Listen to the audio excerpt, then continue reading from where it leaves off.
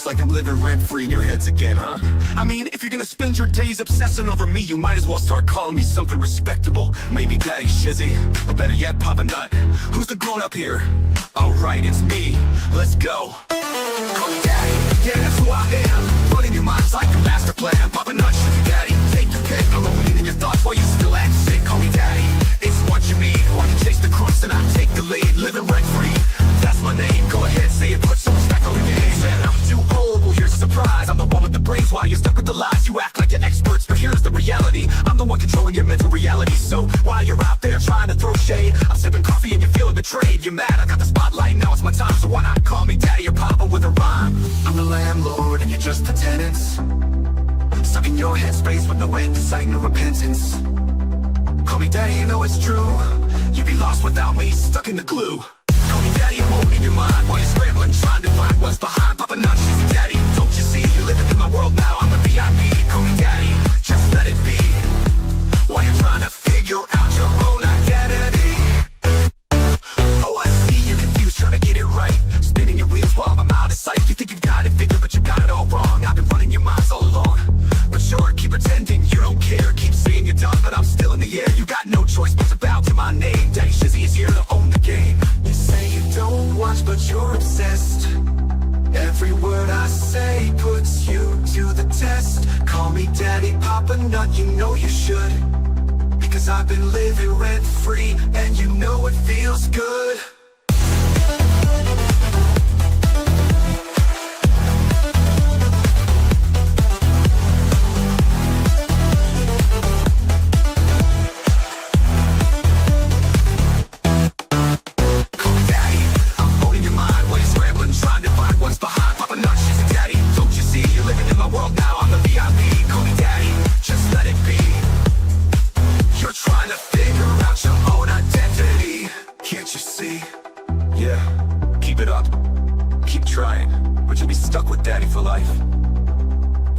Shizzy Daddy, owning your headspace, and there's no escape.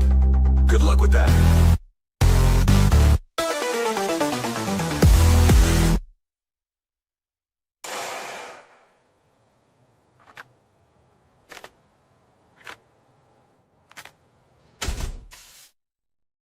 Oh yeah, man. I am home. I'm home again. Good evening, Bingo, over there on the Rumble. Good to see you. Good to see you. Oh my. Oh my. Yes, definitely. It has been, oh, so nice.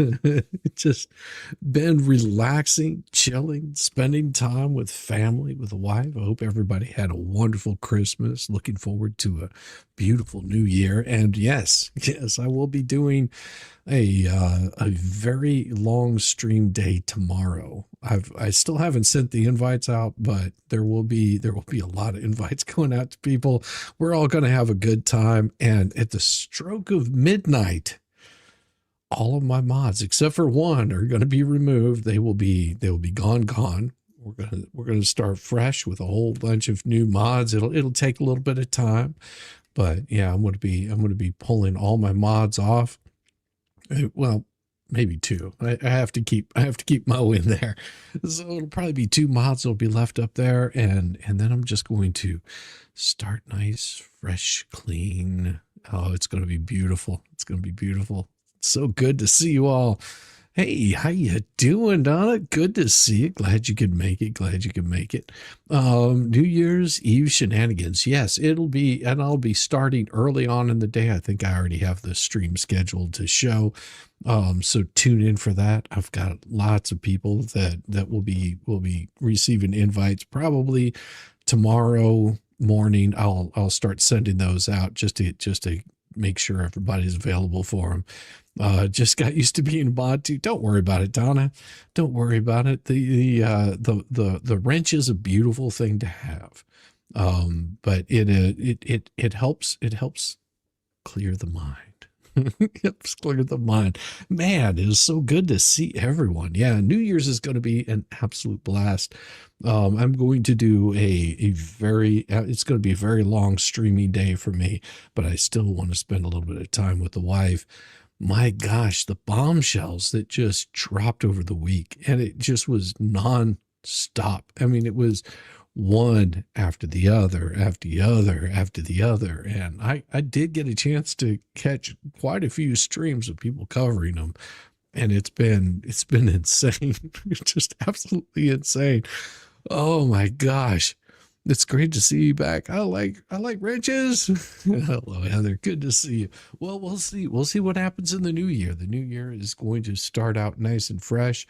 I will throw out a whole bunch of invites on New Year's Eve, New Year's Day.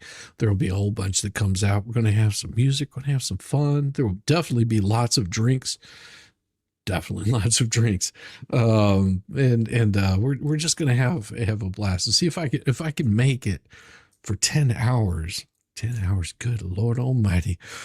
Oh, thank you very much, Bonnie. I appreciate it. Love the birdhouse. So beautiful. Love my show. Thank you. Thank you. I try. It's been a crazy year. And thank you very much. Been here for 3 months. Love the birdhouse. So beautiful. Yes, the birdhouse is a beautiful birdhouse. I can't wait to see it put to good use. Can't wait to see the martins come flying in there and just love it, every bit of it. Need a clown mod? I'm sure. I love it. Angela Quinn. We just might get a clown mod in here, I'm sure. Shizzy's going to go 2026 with a bang. 10K, gang. You know it, gang. It's going to be a blast. And of course, you know, the good thing is, in case you haven't seen, you know, this is about to be trademarked. The Loofamobile. Look at that. Thank you, Jeremy. Thank you all of the What the Hell's crew for sending this over. This is glorious. I love it. Oh my. It's pooping out a pea pod. It's pooping out a pea pod. I love it. Oh my gosh, it's eating teeth. It's eating the teeth. Look at that. Eating the teeth. Oh my gosh. It's been a crazy. I watched him unpack it and it is beautiful. Yes, it is absolutely. Thank you, Shari. It was really a really nice piece, and I was happy that I'm happy that it got out there, and thank you everyone in chat for making that happen, because it was you guys that put that all together. My brother, how you doing? What's up, dude? I have no idea what's going on, but what's up? Well, Willis, if you're around tomorrow evening, I would like to send an invite. I want to be sending out quite a few invites. You don't have to hang out all night and, you know, come up with any chat. It's just sort of a celebration, a 10K celebration. Willis was a good people, and you know, just I want to have a whole bunch of really cool people on. Willis definitely will be getting an invite. I just need to get your damn email address right. That's what I need to do. Oh my gosh, just got here. Nothing. You haven't missed anything. I'm just hanging with chat, having a good time. And I will tell you that it's going to be 2026 is going to rock the socks off of people. If anything, you'll see some of it tonight, because we've seen a little bit of the craziness happening over the past, oh good Lord, the 12 bombshells of Christmas. And I mean, the hate that's coming at Willis, you don't deserve any of that shit. You don't deserve any of that shit. Just because you found a really cool bench that you could overlook the bench of the memorial that was never, and they hate you for it. Why? It is so screwy in the head. Whenever you sit back and you look at this from the outside, and you see the craziness of it all, it is completely mind-boggling. I mean, I had plenty of time to sort of ponder and think, and, you know, ideas don't come to me like really fast. Sometimes they do, but, you know, it was giving me the privilege of being a mod during this month. Oh, no, it's awesome. And no, because I thought about this and I was like, you hear these crazy things like the fleas saying Jeremy doesn't understand that poppy seeds from a bagel would never show up as an and what is the technical term for it as the the booger sugar. It wouldn't show up as that. But we saw them sit there and say, well, it's because he was drinking monster drinks and he was doing all of these things and it was everything bagels with the poppy seeds on them. And you're going, you people are idiots. So they nicknamed him Poppy Seed because of this. And then you're just sitting there going, and then they go, well, Jeremy doesn't know what the poppy seeds do. That would be an opiate. No. This has already been debunked. You could eat the poppy seeds. It's not going to show up as being an opiate in your system whenever you're sitting there eating bagels that have poppy seeds on them. That's the funniness of it. That is why they are being mocked. They can't handle the mockery. They can't handle that they get called out on their bullshit on a regular basis. I mean, they're right now, they are so hurt because Lips absolutely destroyed them.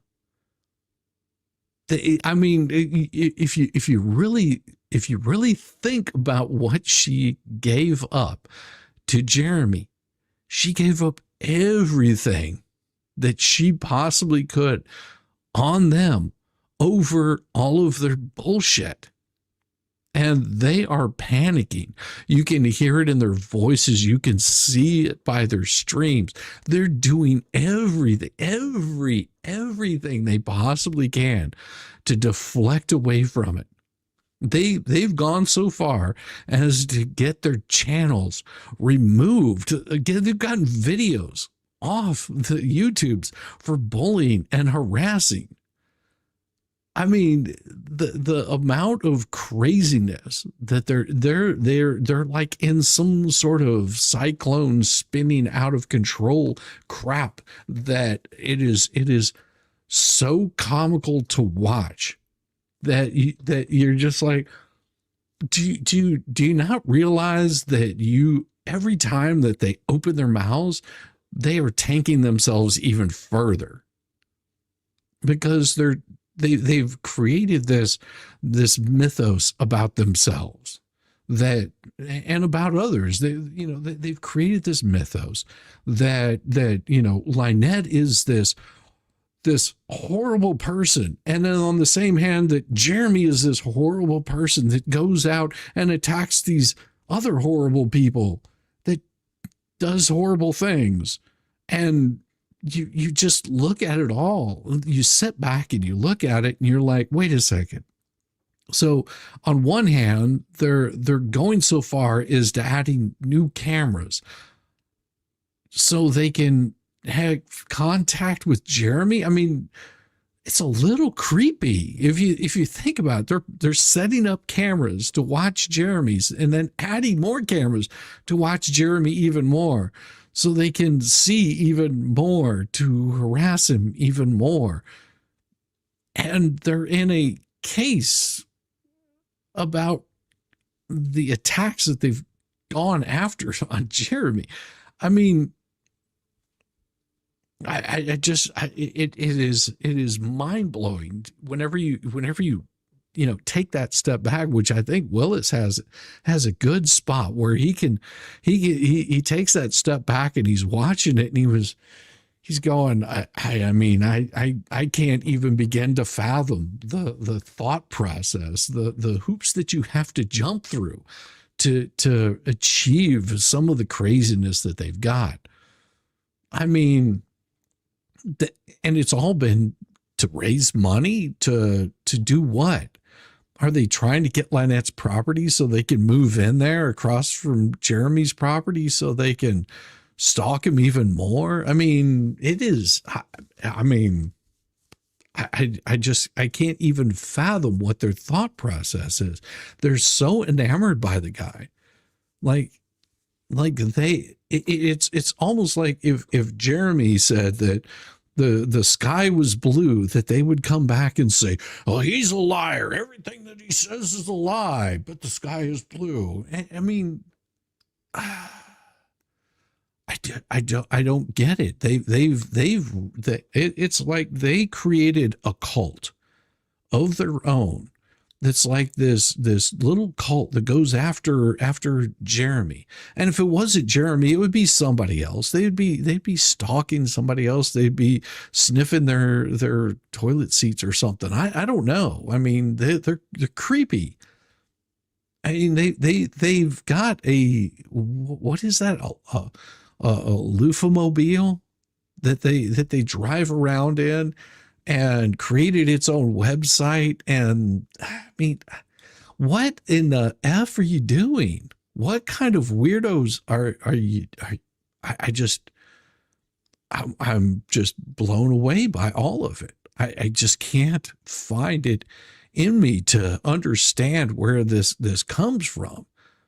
And they've even got a 70-year-old man that is losing his shit. Like he is about to lose all of his shit because of his behavior. And these people are destroyers. They're destroyers of happiness. It's like you can watch them suck the life out of a room, and they're just absolutely happy to do it, because they bring more people in that are the kind of people that suck the life out of a room or get their channels kicked off. One of the two. 8180 raise age. No, I think he's like in his 70s or something. It doesn't matter how old you are. I mean, they've targeted old people constantly. I mean, look at what they've done. Look at what Poppy Seed has done. I mean, he targeted the elderly and told them that he was going to do something, didn't do it. Oh, I'll just pay him back. No, that's not how it works. You scam somebody, you get a felony arrest for it. You committed a felony, not once, but twice, and got convicted of both of them. I mean, I just don't understand this kind of mentality. And I guess that's what they did to Lynette too. That's what it looks like they've done to her. They used her name, her image, her child's image, and they scammed money out of her for that.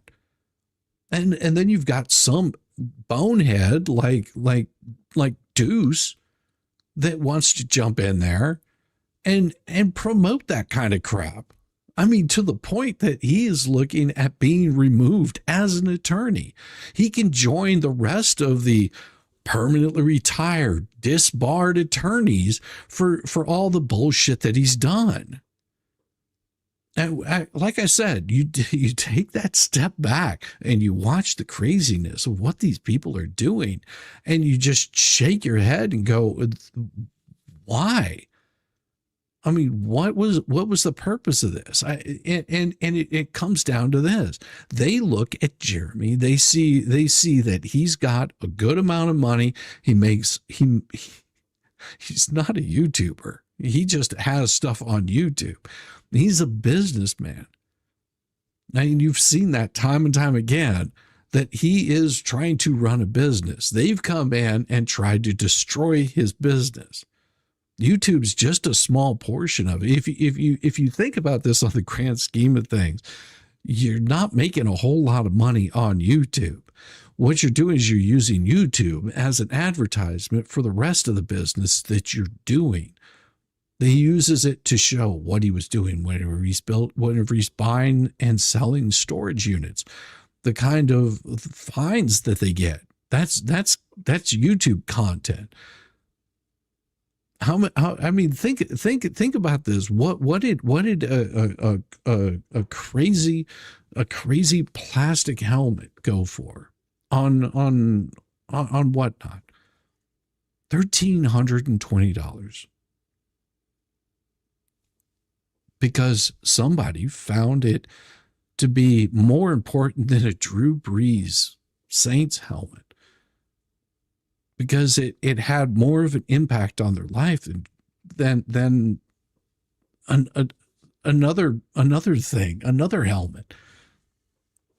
And I find it just insane that these people want to destroy so much, and all you've seen is other people just doing nothing but building. You've seen Lips and Chips go after other YouTubers. You've seen them go after Tug, after Megan, after Jeremy. They weren't expecting to even win it. They made that very clear. They were not expecting to win it. They wanted to just create this narrative so that we could come back and see, look how horrible these people are, because they know that 90% of people aren't going to read the rest of the case. They're not going to look at everything else that's going on. And we just show them all that we've been doing is showing them the stupidity of their own stupidity. And I guess that hurts their feelings quite a bit. Well, they should be prepared to get their feelings hurt a hell of a lot more, because guess what, idiots? You decided to include Nick Rekieta in all this. That was really, really bright. And, you know, okay, if you haven't been on YouTube for very long, let me break a couple of things down about Nick Rekieta that they probably don't quite understand, and they probably never will. Okay, Nick has had to deal with the craziness of Kiwi Farms. You know, the place where you went over there to go attack Tug because you believed a whole bunch of shit that Kiwi Farms was posting up there. So you decided to jump over on Kiwi Farms and repost a lot of the same kind of crap and talk about the same kind of stuff that you did about Tug. Well, you don't understand. They do the same thing with Nick Rekieta. He doesn't have a whole lot of love for them. They don't have a whole lot of love for him. It's a two-way street on that. But he also knows how to deal with them. So you've gone at and I know that it's coming. You guys are going to go after Nick Rekieta because he destroyed Deuce multiple times over. Absolutely shot down and called out the kind of behavior that only a lawyer could call out on another lawyer. He called him out. He called out the vomit 10 times over. He called out paint chips. He showed exactly the kind of people that we've been telling you for over a year, the kind of people that they are. And they've now inserted themselves into a place that once they get a hold of them, once they find out the kind of people they are, they find out that the flea lives in the villages and drives around a loofah-mobile. Do you know the kind of shit that's going to come down on her? Of their own doing. The kind of crap that's going to come out on the flea, the kind of crap that's going to come out on Lips, the kind of crap that's going to come out on vomit, on paint chip, on all of these anti-Hales people, the kind of shit that they brought upon themselves, they don't know what they stepped into. And they were warned. They were warned multiple times over. Tug warned them. He said, stop doing this. Back off. And they just said, hell with it, man. Look at our numbers. They look so good. We're going to double down. Not only going to double down, but we're going to lie and double down and then triple down. They do not know the shit that they just stepped into. Now you've got the attention of Nick Rekieta. Well, let's see how that works out for you, because he is going to put a hurting on you so bad, and it's going to be so glorious to watch, that if you think that dealing with Tug was rough, you think dealing with Megan was rough. Megan is a lightweight compared to the kind of shit that Nick Rekieta is going to bring down on your head. And it is going to be glorious to watch. It is going to be glorious to watch him take apart every single filing, every single piece of garbage that you send his way. He is going to destroy you with it. And I'm going to sit back and laugh about every single bit of it. So, Deuce, have fun, because I've seen Nick at his prime, and he is not even primed up yet. You're gonna have to spit on that thing and give it a couple of yanks to get him primed up. But I guarantee you've already like, given him a little bit of rough, raw treatment. Just wait until it gets wet. It is going to be glorious to watch him completely obliterate you, Deuce. Because you think I was nasty? You think that I was nasty to you? Oh no, you haven't seen nasty yet. Because whenever you gave that little reach around to Nick, you don't understand. He loved it. And he is going to make sure that you get every single bit of that load. Shizzy, they have absolutely no idea what their hate for Jeremy has led them into. I don't know Nick well at all, but it sounds like the anti-loyalty Hells Eagles has no idea. No, they don't. Trust me, Heather, they don't know what they stepped into. Because whenever you mess with someone like Rekieta, yeah, he will call down rain and hellfire on you. And Tug was gentle on them. Tug was gentle on him. Nick, no, they don't know. Okay. Ooh, yeah, it's gonna get bad. It's gonna get really bad. Oh, and I'm laughing the whole. You understand that I watched Nick. I didn't get to see all of it. I watched Nick the other night, and yeah, he said everything that everybody else has been telling them. But you also have to understand he said that to over 10,000 people. And they don't know. Nick let loose last night on some of them. Oh, no, sweetheart, Donna, that was Nick being mild. That was Nick being gentle. He hasn't even gotten started yet. Just wait, because it is going to get so much better. It is going to get so much better. They have no idea what they stepped into. He is going to put such a hurting on all of their bullshit.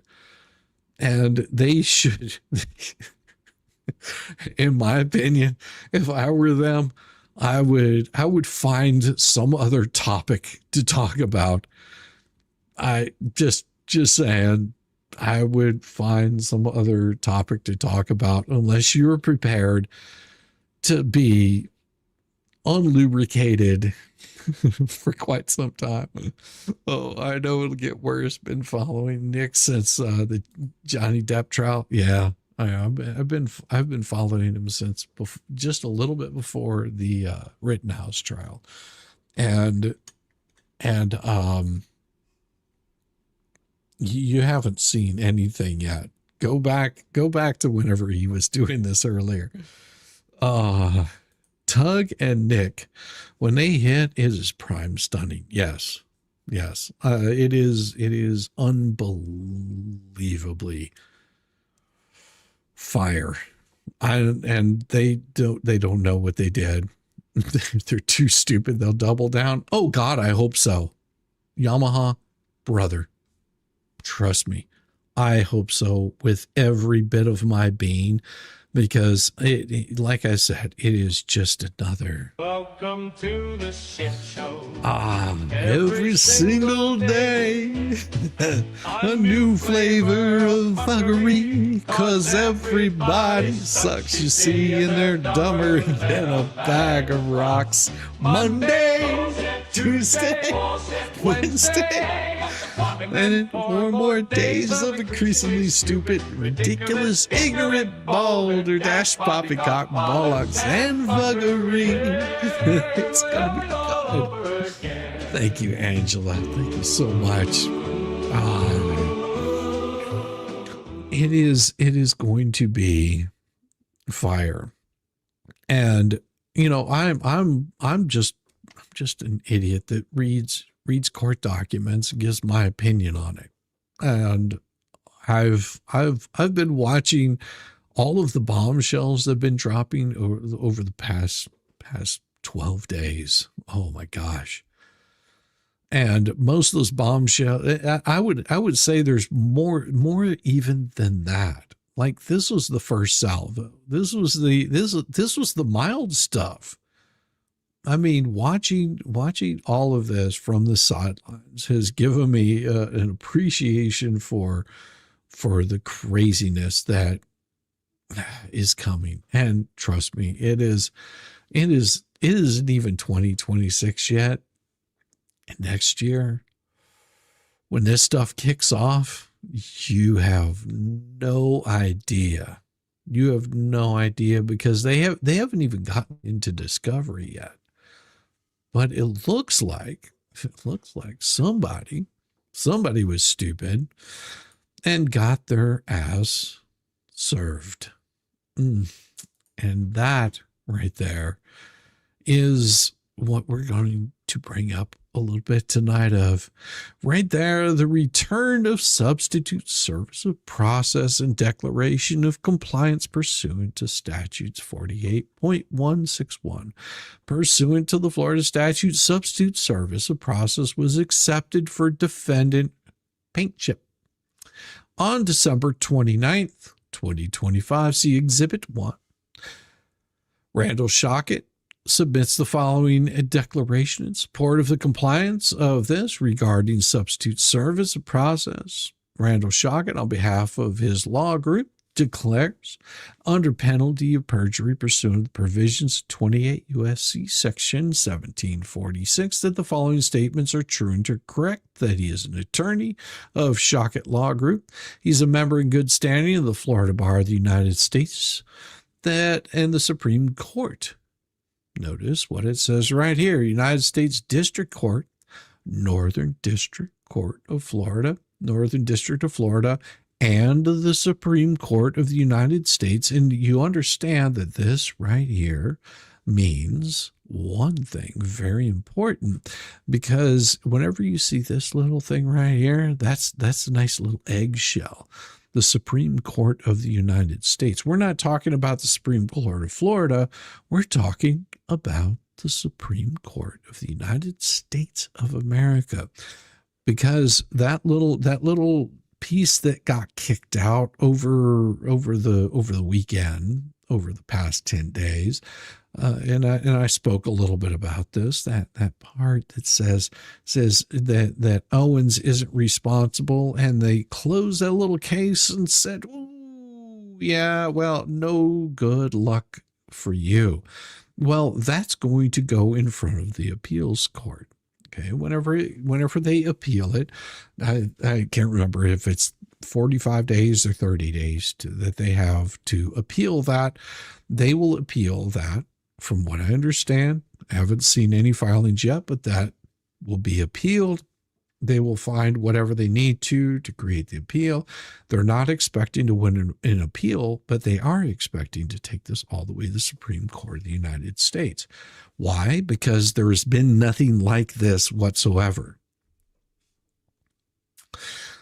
He says he's the attorney for the plaintiffs in the above style action. Paint chip is subject to the jurisdiction of the courts of the state of Florida pursuant to these statutes 48161, 48181, and he is one, a non-resident operating, conducting, engaging in, or carrying on a business or business ventures in the state of Florida. That set him off last night. That really set Paint Chips off last night, because it was so bad that he actually made threats. Amazing how you make threats about deleting somebody, and you wonder why that channel got nuked. Or was it because they went after, or is it because they went after Lips and they started harassing and bullying her? I don't know. Maybe if we could see the stream unedited, but it's like this. My channel got shut down over a chipmunk. And if you don't believe me, you can go back and you can watch the stream. My channel, what did they call it? Copyrighted content or something like that.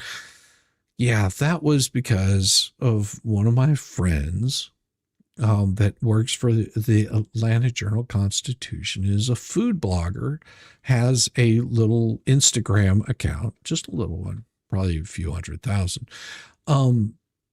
about Thelonious Monk, which just happens to be a chipmunk that during the coup, she was doing like all of these little, she set up a little table. I think her husband made her for a really nice guy. She's got really nice family. Built a little picnic table, and then she would create some sort of dish for this little chipmunk to come and enjoy. And she ended up getting a whole bunch of like followers because of it. And I showed the video that I believe it was on like 11 Alive or something like that here in Atlanta.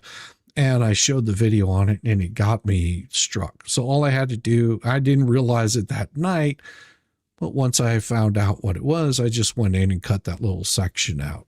And so whenever my stuff got struck, it was because of that. Theirs got struck for bullying and harassment. I also had one of my things get booted because I showed someone's address inadvertently. That got me in trouble. It was, and I don't remember who it was. Man, I don't care, because all I had to do was just edit the section out. They told me what needed to be edited out, and it was gone. But guess what? Theirs hasn't been edited out to get it back up. I wonder why. I wonder how many threats they made towards Lips.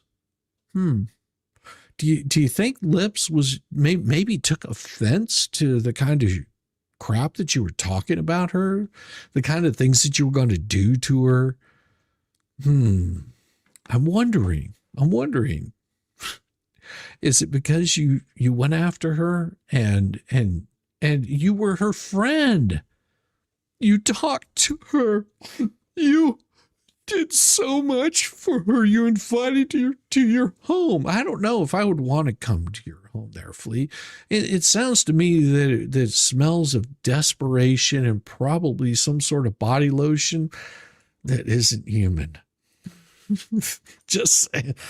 Sticky Widget, good to see you. 5 gifted memberships. Thank you so much for that, Sticky Widget. It is so good to see you. I love your avatar, and the name is awesome too, Sticky Widget. Welcome to the All shit you show. 5 new members, Every thank you so single much for coming day. by this evening.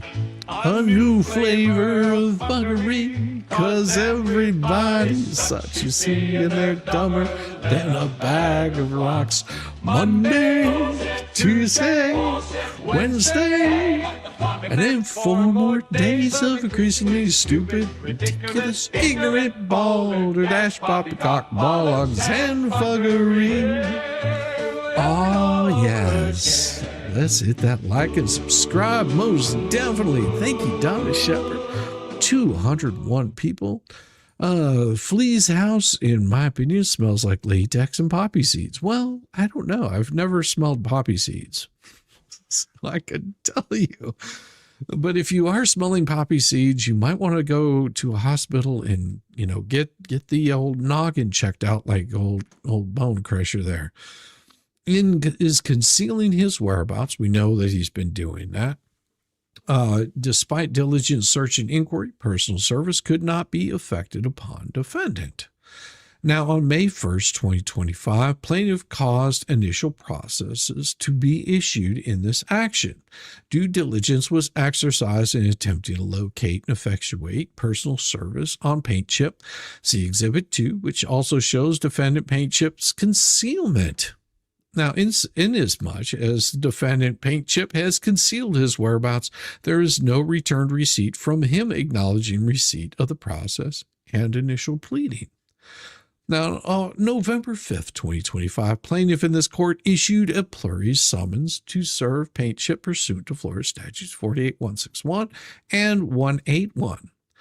On December 15th, 2025, substitute service of process was effected upon the defendant by serving the Florida Department of State Division of Corporations as the defendant's agent for service of process pursuant to Florida Statutes 48161 and 168 or 181.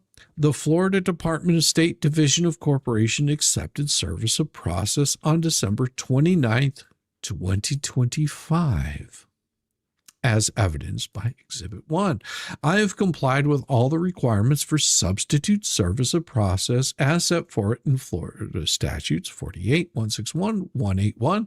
I declare under the penalty of perjury under the laws of the United States that the foregoing is true and correct. I love it. Maybe not. Thank you so much, sweetheart. 20 gifted memberships. Oh my gosh. I'm gonna have to look and see exactly who got all of those 20 memberships, because that is a big one. Maybe not. Holy cow. Crazy enough. It is crazy. Miss Peanut, Midas Claw, Ninja Puppy, David Air Force Vet, Jean Mama Montgomery, Miss Debate, Barb, good to see you. Storybook Doll. I like that. Wicked Wench. Gotta love me. I gotta love you. You know you do. And Patty Morales. Nice, Patty. Tweety. I ain't seen you in a while. Tweety, good to see you. Tweety got it. Star. Lady Star got one. DD. Maggie. Good to see you. And JW Electric. Wonderful. I love you guys. Oh, look, there's more. Aguar, Janet, Doll Mom, and Liz Barnes, and I'm going to get the name wrong, but it looks like Maurice Schaaf got one also. Thank you. I appreciate it. Thank you, Baby Not. That's awesome. Oh, you need to run, Sticky. I'm happy. Well, thank you, Donna. We are happy for you. I love my videos. Well, thank you very much. Thank you very much. Oh, I love that picture. That is a beautiful picture. What is that? Up, the picture from Up. I like that. That's awesome. I got mine from Sticky. I'm happy. So that wasn't all that we got. This right here shows that the Secretary of State has actually served them through this. Something to note, that the substitute service of process was accepted for Paint Chip in this case and was filed December 15th. Now, also remember this, that the Secretary of State does not forward documentation to the defendant. All inquiries on behalf of this defendant should be made to the attorneys involved. So Paint Chip, you, sir, have been served. How does that make you feel? Well, it made him feel so good that he decided, that he wanted to get a little frisky with Jeremy by going on the fleas. I don't know if you should be going on the fleas. I mean, that just makes them all wet and nasty. Not that they're not nasty already, but it just makes them even nastier. Good job, Paint Chip.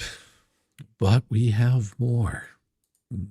Oh, we have so much more, because it was only a small amount. Balls in my court. Oh, that's right. I will, and Wolfgang, I'll be hitting you with the email, because I will be covering a nice little bit in the early afternoon, if Sugar Lime Blue is available. I'd love to have him on tomorrow for a short period of time. So just keep it up. I did not need that image in my brain, Shizzywhiznut. Well, it happens. It happens.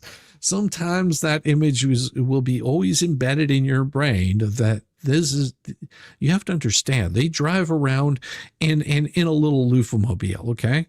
They drive around in a little loofamobile.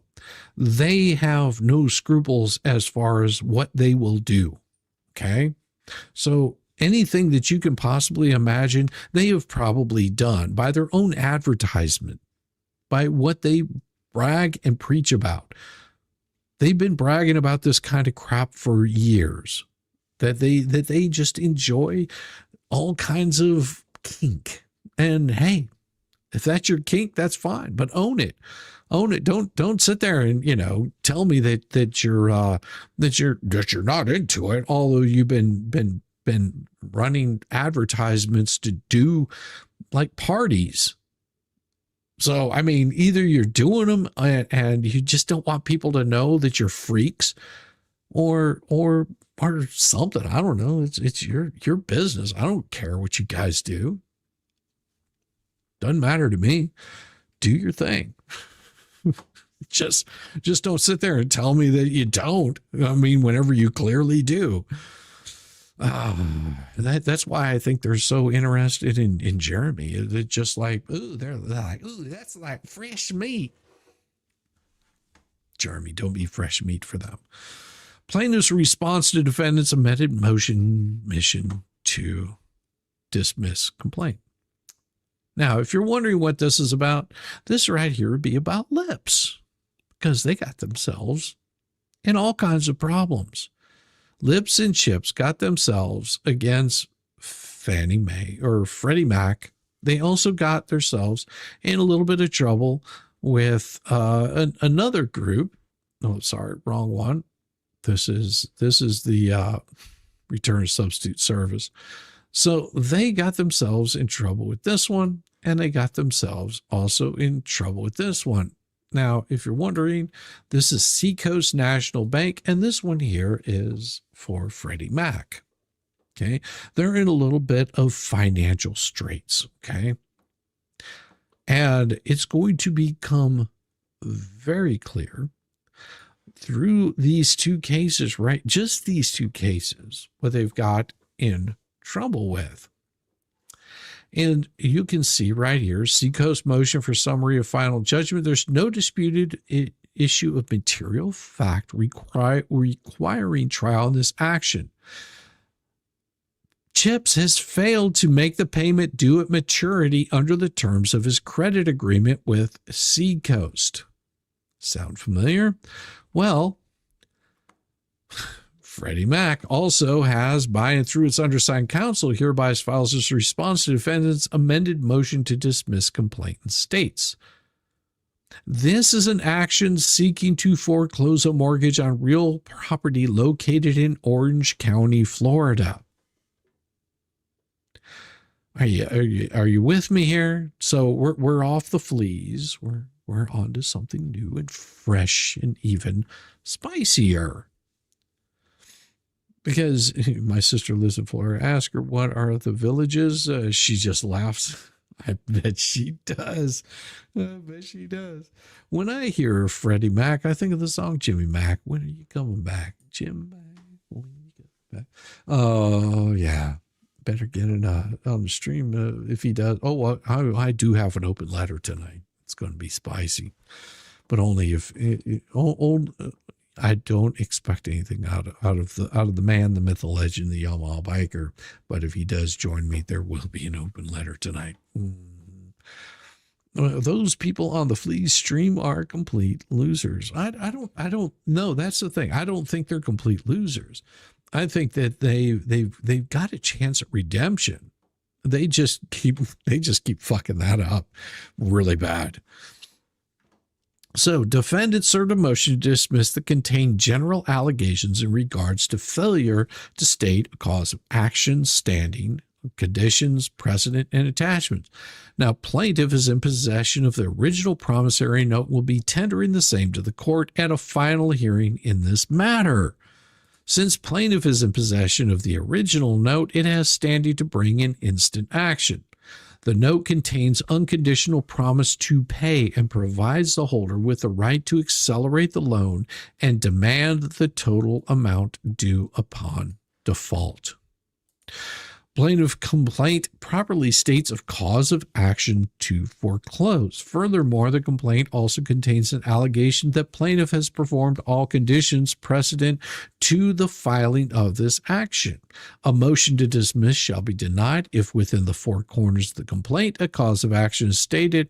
In the instance of the four corners of the complaint, state is cause of action, and the issues raised should be considered affirmative defenses. Therefore, the court should deny defendant's motion to dismiss, and the plaintiff respectfully requests the court deny the motion and grant any further relief deemed appropriate.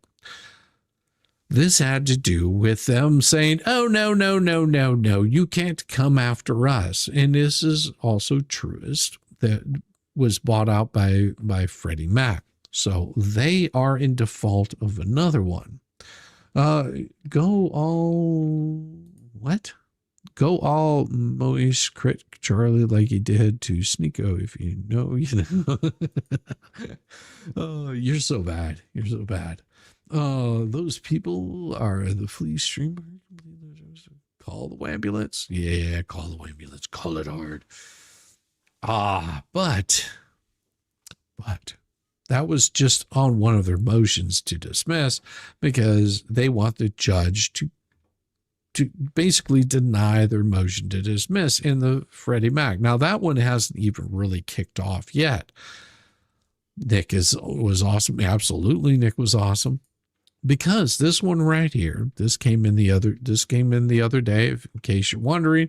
This came in on the 22nd. Yes, I was out of town. I didn't have a chance to cover this right here. There is no dispute issue, material fact requiring trial at this action.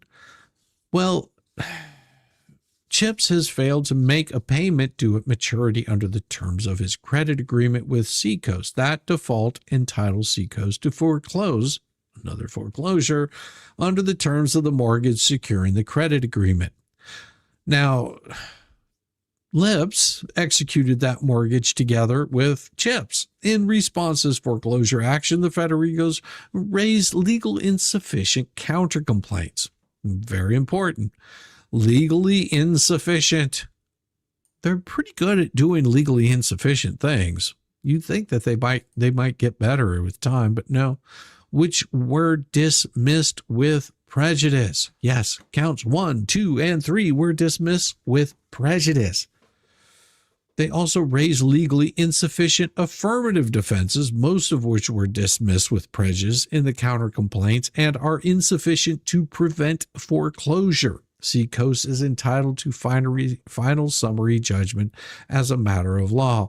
Material facts. Chips executed a credit agreement disclosure in the principal amount of $180,000 in favor of First Degree Bank. Credit agreement. And whenever they say Seacoast, it means the plaintiff, Seacoast National Bank. The credit agreement is secured by a mortgage executed by Chips and Lips. The credit agreement and mortgage together are the loan, encumbering real property in Orange County, Florida, located in Florida zip code. The property. Now, Chips defaulted under the terms of the credit agreement by failing to make the payment due at maturity March 5th, 2024, or thereafter. He presently owes current principal of $177,000 out of $180,000, interest per diem of this amount per day is $46, and then they've got like a whole bunch of small odd cents there, but it basically comes to $31,000 for not paying. Late charges on top of that, $415. Legal fees, $132,732. Let me repeat again. This is something that happened in March of last year. Whenever you hear these assholes talking about, well, Jeremy Hill's, he's got to be lying about how much money it's cost him. No, this was over 46 filings.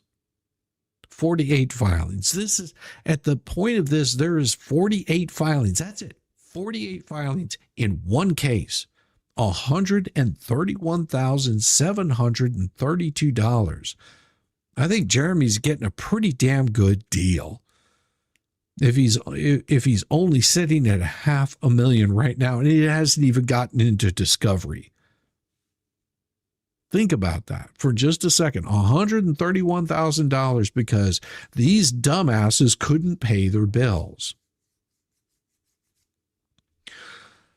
Appraisal update, which you have to do an appraisal to get an appraisal of the actual property. Escrow balance of $46,000 brings them to a grand total payoff of $388,479.77. And I'm not going to go into it, but down towards the bottom of this document, it gives an absolute breakdown of every single thing that they've had to do in trying to get their money from lips and chips because they haven't paid up. They haven't taken care of business. In 2014, they signed a HELOC. A home equity line of credit. Whenever they sign that home equity line of credit, they have certain expectations that you're going to pay it back. You're going to, because if you're doing, for example, a large project, say, for example, you're wanting to put an extra addition onto your house. An extra addition onto your house is going to cost you X amount of dollars, or you need to do some repairs, put a roof on, fix your foundation, whatever it could be. You take out something that's called a HELOC. Well, they took out a HELOC, which is a home equity line of credit, basically saying, here's my home. I'm using this money to fix my home because it's in disrepair or whatever. And then over a longer period of time, 10 years, pretty damn long period of time, you say, I'm going to get this paid back to you. I just don't have that kind of money right away. So I'm going to enjoy all of this beautiful house. I'm going to gut the whole thing out and put in, Parisian marble or some crap like that because you're gay or something. I don't know. Maybe you put rainbow stickers all over the walls. It doesn't matter to me. Whatever you're doing, buying a new car, you're using your home as equity, saying you can take my home if I don't pay you back. This is an agreement they signed, and they're going to freaking lose their home. Not just one of them, but they're going to lose two of them. My apologies. I'm watching Meg and Tug and you at the same time. Oh, don't you worry about it. Don't you worry about it at all. So they are looking at losing their home. First Green Bank merged into Seacoast, which basically happens whenever a larger bank comes in. They purchase them out. They're the owner holder of credit agreement mortgage as successor by merger with First Green Bank. And it just basically shows you that there was an affidavit of all this. Seacoast filed this foreclosure action on July 10th, 2024. Lips filed a motion to dismiss in October. Chips filed a motion to dismiss a couple days later. And both defendants filed an amended motion to dismiss a couple days after that. All three motions were denied on June 23rd, 2025. Now, Lips and Chips, they filed a class action complaint, defendant's countercomplaint, on October 29th of 2024. Seacoast moved to dismiss the counterclaim. The court granted the dismissal and dismissed all counts with prejudice, except for 5 counts: FCCPA, fraud and fraudulent concealment, intentional infliction of emotional distress, and specific performance. Which this court dismissed with leave to amend, which means that they could amend their complaint, but it was still pretty shaky. So they filed their amended countercomplaint on August 14th. Seacoast again moved to dismiss, and the court dismissed the defendant's countercomplaint filed August 14th with prejudice. They said this is no. Defendants filed their answer and affirmative defenses untimely on November 24th, 2025, after Seacoast moved for an entry of default. It was within 2 days they filed. Glad you're here. Well, thank you very much. Legal analysis. They're entitled to enforce the credit agreement and mortgage. They have standing. That's basically what it's saying here, that they have some standing. And then the elements of foreclosure are undisputed. Each element of foreclosure, including the execution and delivery of the loan documents, ownership of the loan documents, acceleration to default, is undisputed.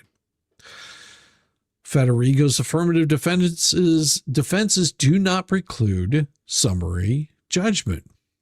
As of May 1st, 2021, Florida follows federal summary judgment standard.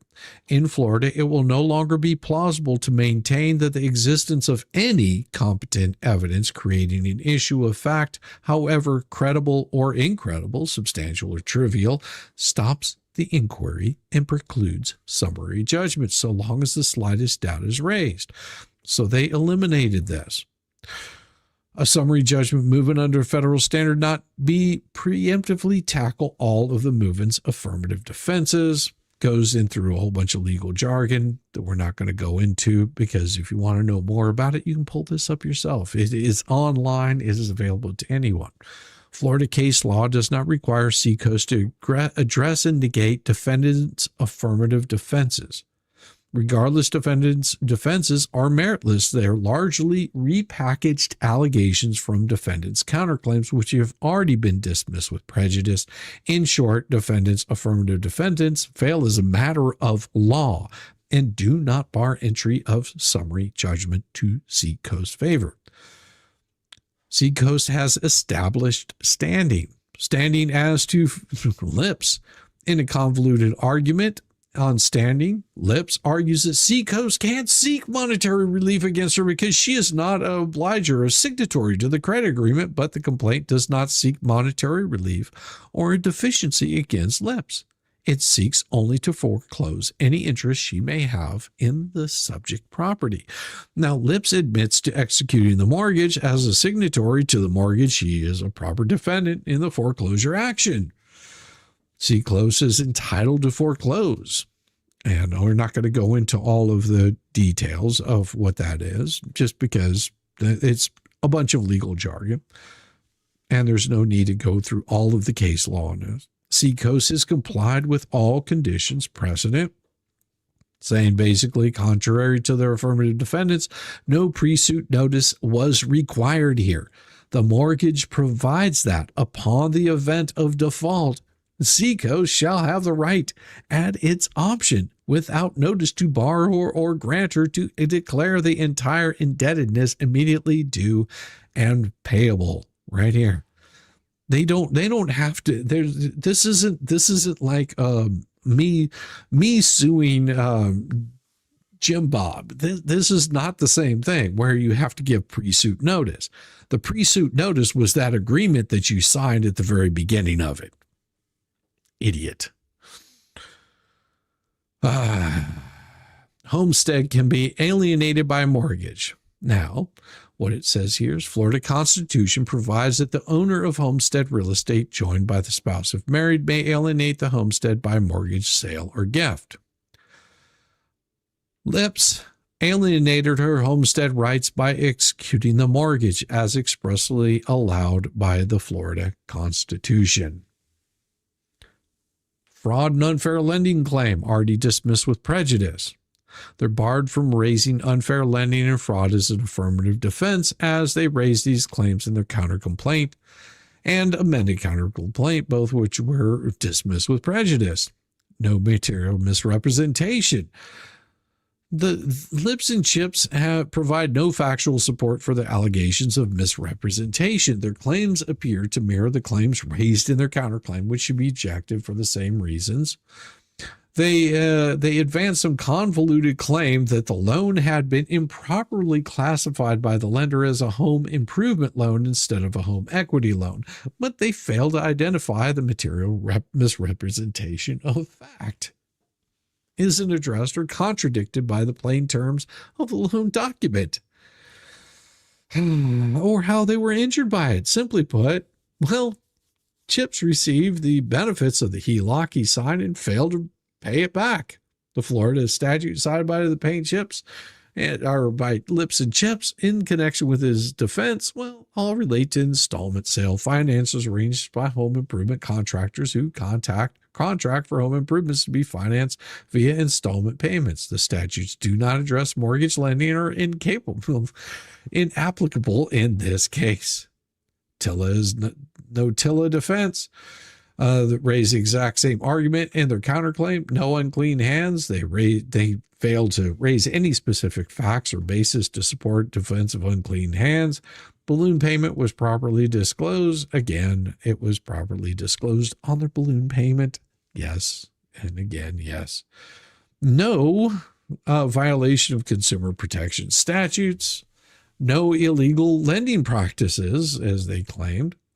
And this one here got me really good. Imagine this. They put down pending divorce proceeding to bar foreclosure.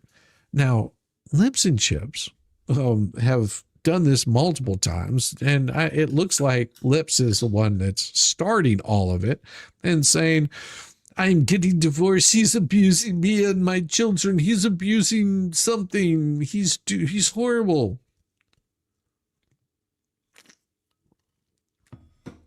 4 times. Or was it 3? Or was it 5? I don't know. You lose count after how many times you file these kinds of frivolous things, and they get booted out of the court because you don't follow up. They defaulted on C, and now it says they provide no legal support for their claim that the divorce proceeding somehow precludes foreclosure. So basically saying, well, just because you're getting divorced, that's a you thing. That's not a us thing. So good job. It is well established in this state that an accelerated clause or promise of mortgage confers a contract right upon a note or mortgage holder which may reflect and force upon a default. Their divorce proceedings to which Seacoast is not a party. Imagine that, because that divorce would be between those two, and Seacoast isn't involved in their divorce. Well, does not impact their contractual rights. So screw you. Defense is insufficiently pled. Florida is a fact pleading jurisdiction, and parties are required to plead the ultimate facts supporting their defenses, which they didn't do. Windermere Downs Community Association filed its answer affirmative. None of the COA's affirmative defenses challenge the foreclosure and therefore do not raise an issue of material fact. The unknown tenants party was dropped as of August 29th, 2025. Conclusion: there is no genuine issue of material fact as to any element of Seacoast claims. And none of the COA's defenses or Lips and Chips defenses prevent foreclosure. Seacoast requests this court enter summary of final judgment flavor. Seacoast, love that flavor, retain jurisdiction to make any and all further orders and judgments as may be necessary and proper, including the issuance of a writ of possession and award of attorney's fees and costs pursuant to the loan documents, and award Seacoast such other and further relief as just and proper. So what they're saying is foreclose on this home. We foreclose on it. We will make this go away. But the only thing that you have equitable in your entire miserable fucking life is this home or two homes. And that are the ones being foreclosed on also. So what happens here? What happens here?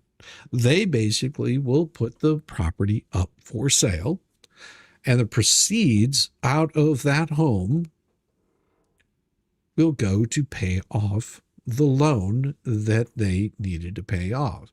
Now, there's an easy way for them to not have to worry about this. A really super easy way. It would be absolutely impressive. They could pay the loan off. Then they wouldn't get their home foreclosed on. So what do you think? What do you think that it was that drew these lips and chips to this Hales case? Do you think they were promised some money? I'm wondering. I don't know what the conversations were that Jeremy's had. That would be really interesting. And I'm sure we're going to hear more about those probably in some court filings, not too far future. We're going to find out what some of those conversations might have been. Probably this year. Do you think maybe Deuce made some promises, or maybe Fleesa made some promises to them? It would be curious to know. Like, look, we've got this guy over here, Jeremy, that's got millions of dollars. I mean, he's worth so much money, but they don't realize that Jeremy's not worth anything.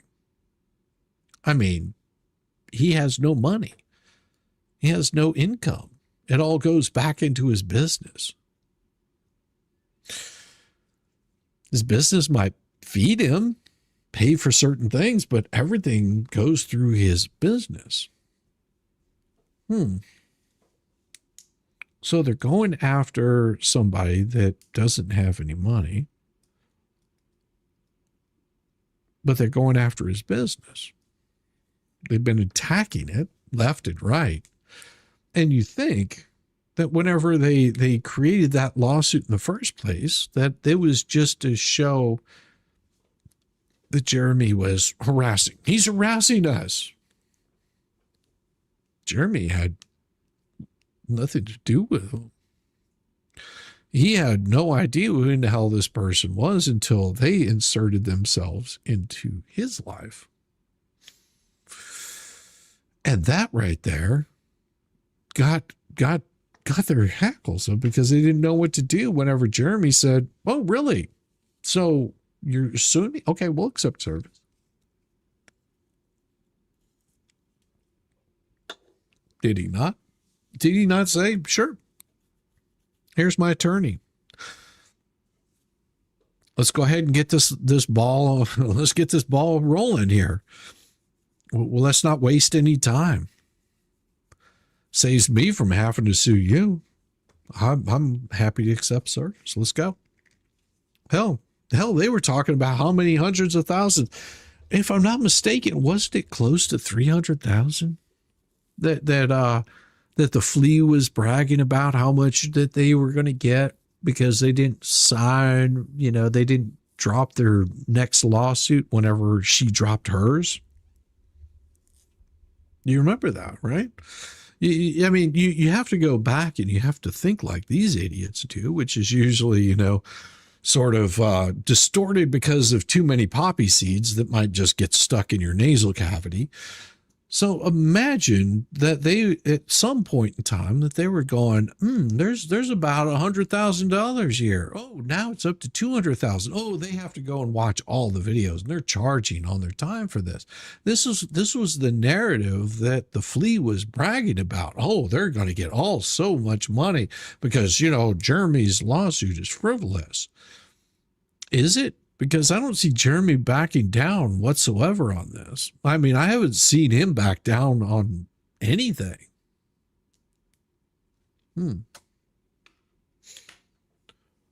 Well, let's see. Well, no, I take that back. He did back down in a bit, because whenever Preston first started all this shit, he filed suit in Ohio, and she filed suit in Florida. And at some point, Jeremy backed down and said, sorry. He could have gotten attorney's fees for all of her bullshit. He could have forced it to go through trial, but nope. He just said, no. Let's move on. I got bigger fish to fry.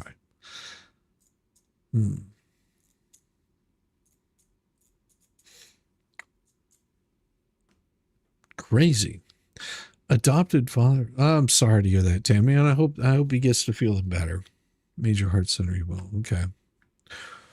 Florida would not help them, and with Judge Grudge, it made life hell, and it's only gotten worse.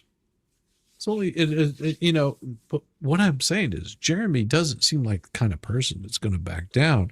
Lips and Chips have really put themselves in a bad position. Not only that, but from what I've heard on some of Jeremy's videos is there's been communication that she's had, and it's showing the kind of misbehavior that the flea has been behaving with.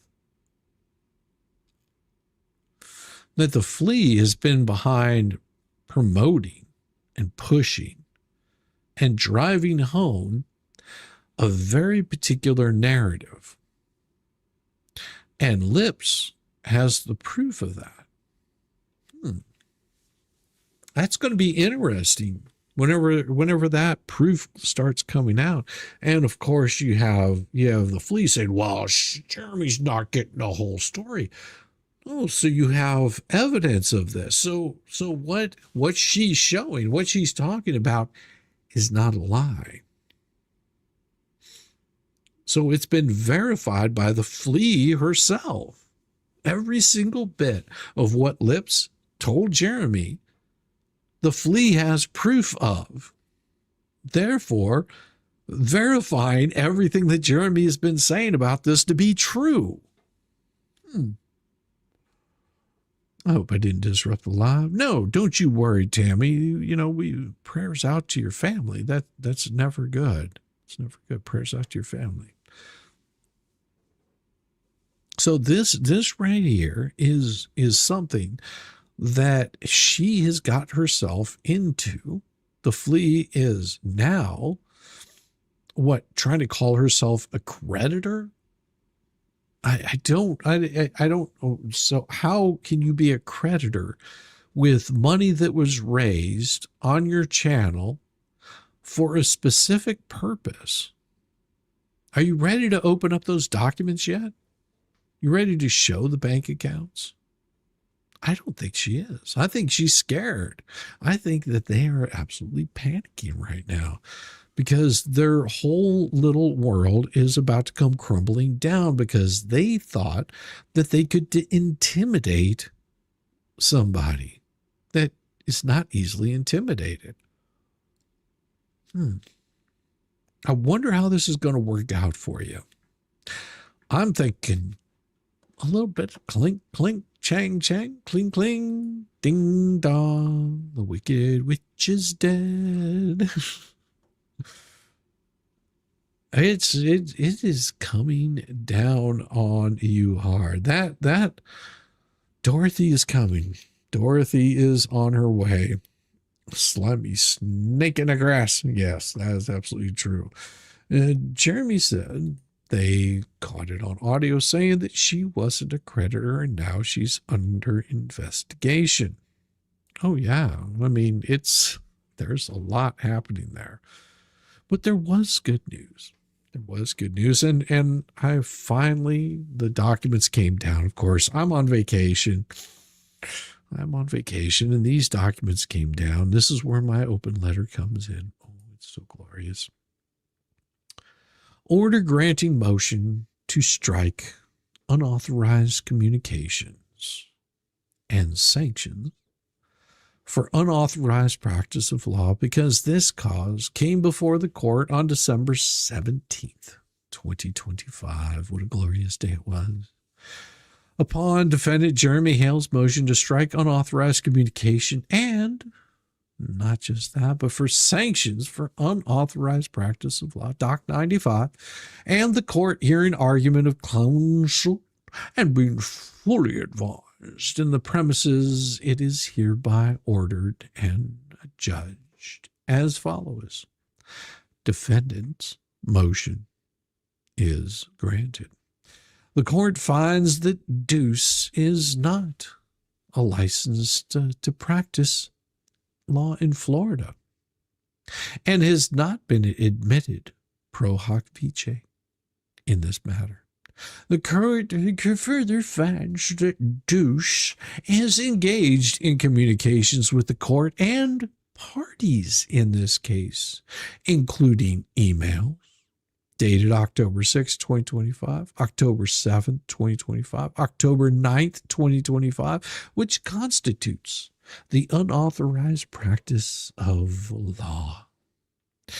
A third-degree felony per Florida statutes 45423, referable for prosecution in the Florida Supreme Court. All communications, including emails and any legal documents, not just one or two, sent or prepared by Deuce in this case, are hereby stricken from the record. What a beautiful striking it will be. Ducey is hereby admonished for engaging in the unauthorized practice of law in Florida without proper admission to the Florida bar or pro hoc vice status admission in this case. Well, Ducey is hereby enjoined from further communications with the court until properly admitted pro hoc vice pursuant Rule 1.2 of the Florida Rules of General Practice and Judicial Administration. Now, if you don't know, Nick had a lot to say about this right here. Yes, he did. He had a lot to say about this. Nick Recato was very explicit on his attitude towards this bullshit that this fucker created. But speaking of, what kind of things were said? Oh, you know it's coming.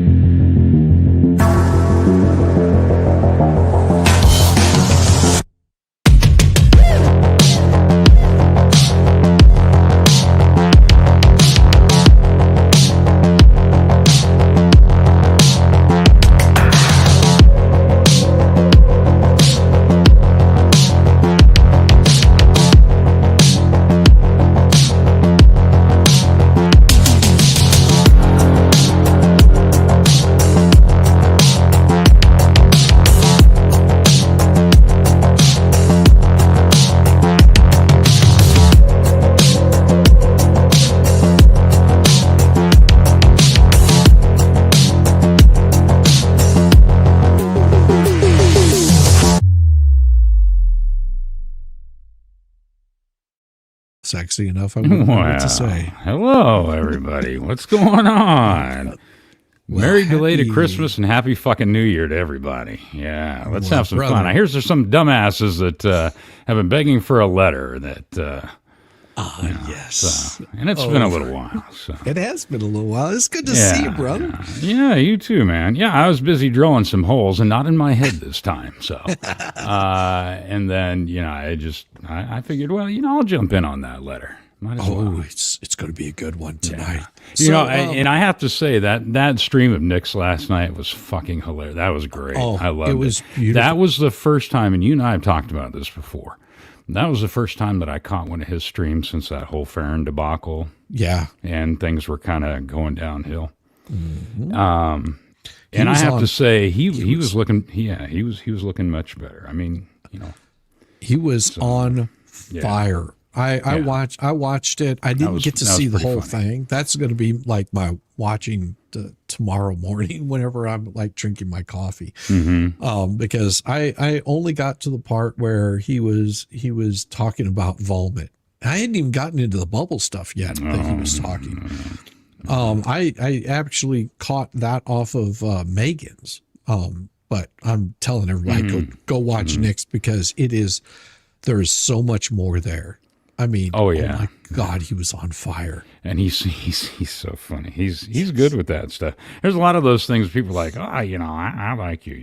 I wouldn't even claim to be as quick with some of that shit as he is when he goes through and he just gets on a roll and starts doing his rants and his roasts and shit.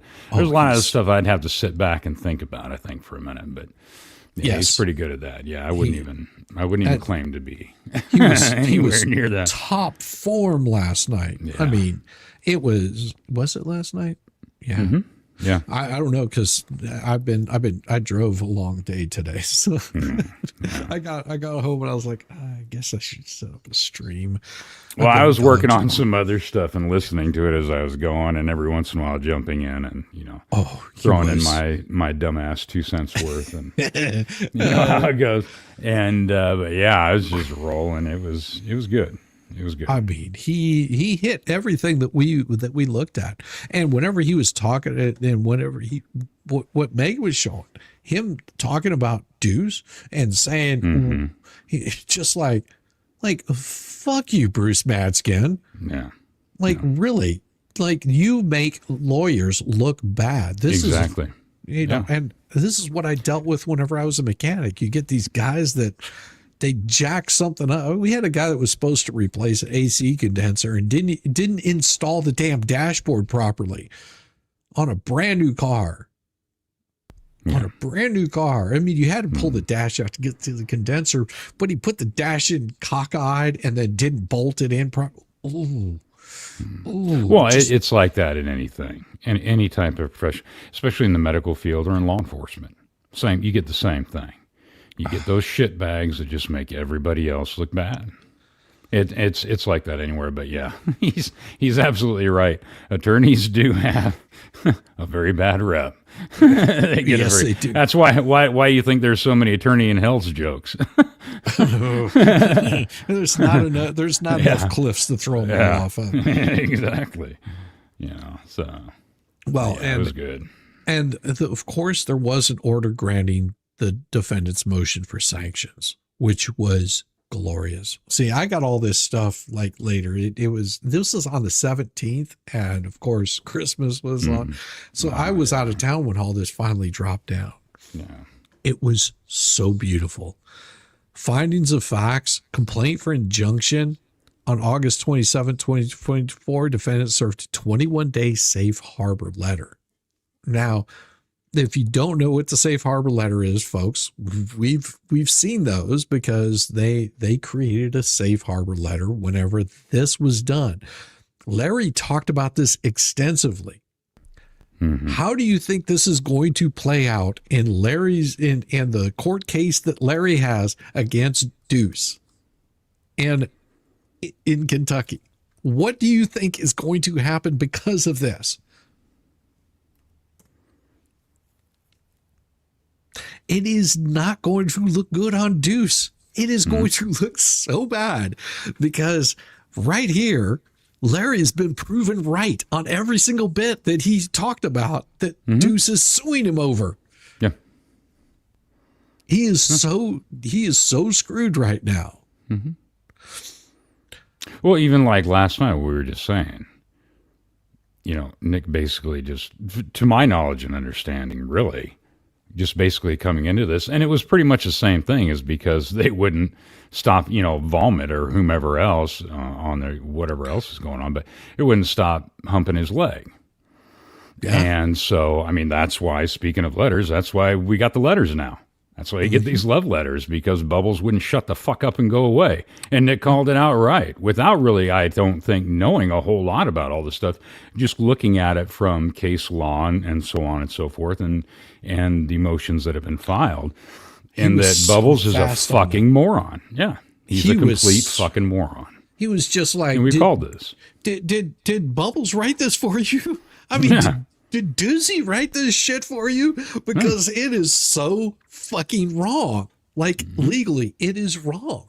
The whole thumbnail case was wrong. Everybody said this right off the bat. It's wrong. Well, we've said that about a lot of things. And like going back to what you were talking about earlier and, why they're doing these things or why it's those death throes that we were talking about. I mean, we've been talking about this for over a year. We said, well, a little over a year ago now, pretty close to this point, actually over a year, where we said, just sit back and watch. You don't have to get involved. Just sit back and watch. It's going to get worse. Their death throes are going to get worse. They're going to be eating each other up. They're going to be throwing all kinds of shit, that's reaching and scratching and trying to claw that last breath. And it's just going to get worse. And that was before Lips even got involved. Yeah. Yep. And Lips just torched all of them. Oh, it was already a train wreck, and she just fucking pissed turpentine all over the whole thing and set it all on fire. At least she didn't drink. It was already a smoking wreck. Yeah. God. Yeah, and she did. Oh my God! Because I mean, and I don't think Nick even knows about that yet. What's that? About Lips. Oh. Yeah. I have no idea. No. There is so much that Nick doesn't know that whenever go ahead. I said this at the very beginning of this. They jumped in on going at Nick. Okay. This is a bad idea on so many levels. They wish they had half of the skill that Nick has, and they wish they had just 1/10 of the amount of things that he knows, the people that he has had to deal with. He's had to deal with people from Kiwi Farms, the people that these assholes were, ooh, this is what Kiwi Farms had to say about him. Oh my God. Kiwi Farms will dig into every crack and crevice. As disgusting as it sounds, trust me, they will pick out every single scab that they possibly can and will destroy these people in the worst possible way, because they were warned, stop doing this shit. Stop, back repeatedly, off, leave it alone. Stay out of Kiwi Farms. Do not be going after Nick. Don't go after people this way. And what did they do? They just kept on. They kept on. And as soon as Megan was just I'm sure it was just like, Nick, you should look at this case and take a look at it. And I'm sure Nick was like, probably not. And after much prodding and prompting, he looked at it and then looked at the email that Volpe sent him, because Volpe can't keep his gaping maw shut. And guess what? Nick looked at it. And guess who watches Nick Rekieta? Who watches Nick Rekieta like a freaking hawk? Kiwi Farms. You morons. You morons, you finally have achieved the status that you were looking for. You brought I don't Nick think it's going to be what exactly they were looking for or wanting, but they're this definitely is going to exactly get more what they were attention. looking for. Yeah. This is exactly what they were looking for. They just didn't know it. They needed to find out what a Baldo can do. That's what they needed to find out. They needed to find all about it. They needed to wrap that thing around their head and just smile and bear it. Because that is what's going to happen to them. They are going to get the absolute ride of their lifetime because they decided to mess around with Rekieta. Yeah. Good job, idiots. Loofahs and crystal dildos are going to be the least of their problems. They have no idea. They have no idea what's about to happen to them. Yeah. It is going to be brutal. Oh, it is going to be so brutal. And I can't wait. I can't wait. Because we're going to, if you were wondering what would be the downfall of the anti-Hales ecosystem, it wasn't going to whimper out. Oh no. it is going to hit them so hard from so many different directions. They have no idea what's coming at them. Hmm. If they thought that Jeremy was a little mean to them because he calls them fleas and walruses, oh no. Let me put it this way. Well, apparently they just get off on kicking hornets' nests. So. Well, I'll tell you what. If you want to find out how bad it's going to get for them, just do a little deep dive into Chris Chan, or should I say Christine Chandler? I don't know. It's a hard decision there, but just look into Chris Chan. And you know, someone, and this is someone that actually has covered Nick quite a bit, called Meme Copium. Meme Copium did a nice thing on Chris Chan. It was a long episode covering all of Chris Chan. If you want to find out what happens with the fleas, there you go. Look into Chris Chan. You will find out what is going to happen with the fleas and the whole anti-hails ecosystem. Because whenever they get a hold of these people and the lies that they've created, all of that stuff will be brought up and it will be shown. And they will find out, oh, Chris Chan became a very, very famous YouTuber. Mm-hmm. Oh, I mean, Chris Chan was probably, I wouldn't be surprised. Well, I think Chris Chan might have hit over 100,000 subs at some point in time. But they're about to find out exactly what happens whenever you step into that hornet's nest. That's one I wouldn't kick. Yeah. No.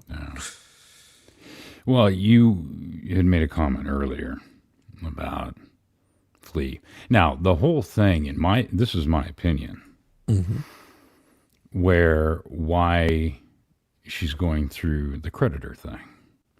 From my understanding, and you guys can correct me if I'm wrong, just from what I was hearing, is that whole thing was cooked up pretty much last minute. Yeah. With the fucking what's his face, tinfoil or saran wrap. Tinfoil. Tinfoil. Same thing. Yeah. I think pretty much now you need a tinfoil hat. Why would you use saran wrap in the bathroom, though? Right, exactly. Why my feet all wet? Oh, you know what's I hate to do this to you. It hurts me so much. It really does. What? Oh, let me guess. Oh, yeah, you're probably going to guess it right.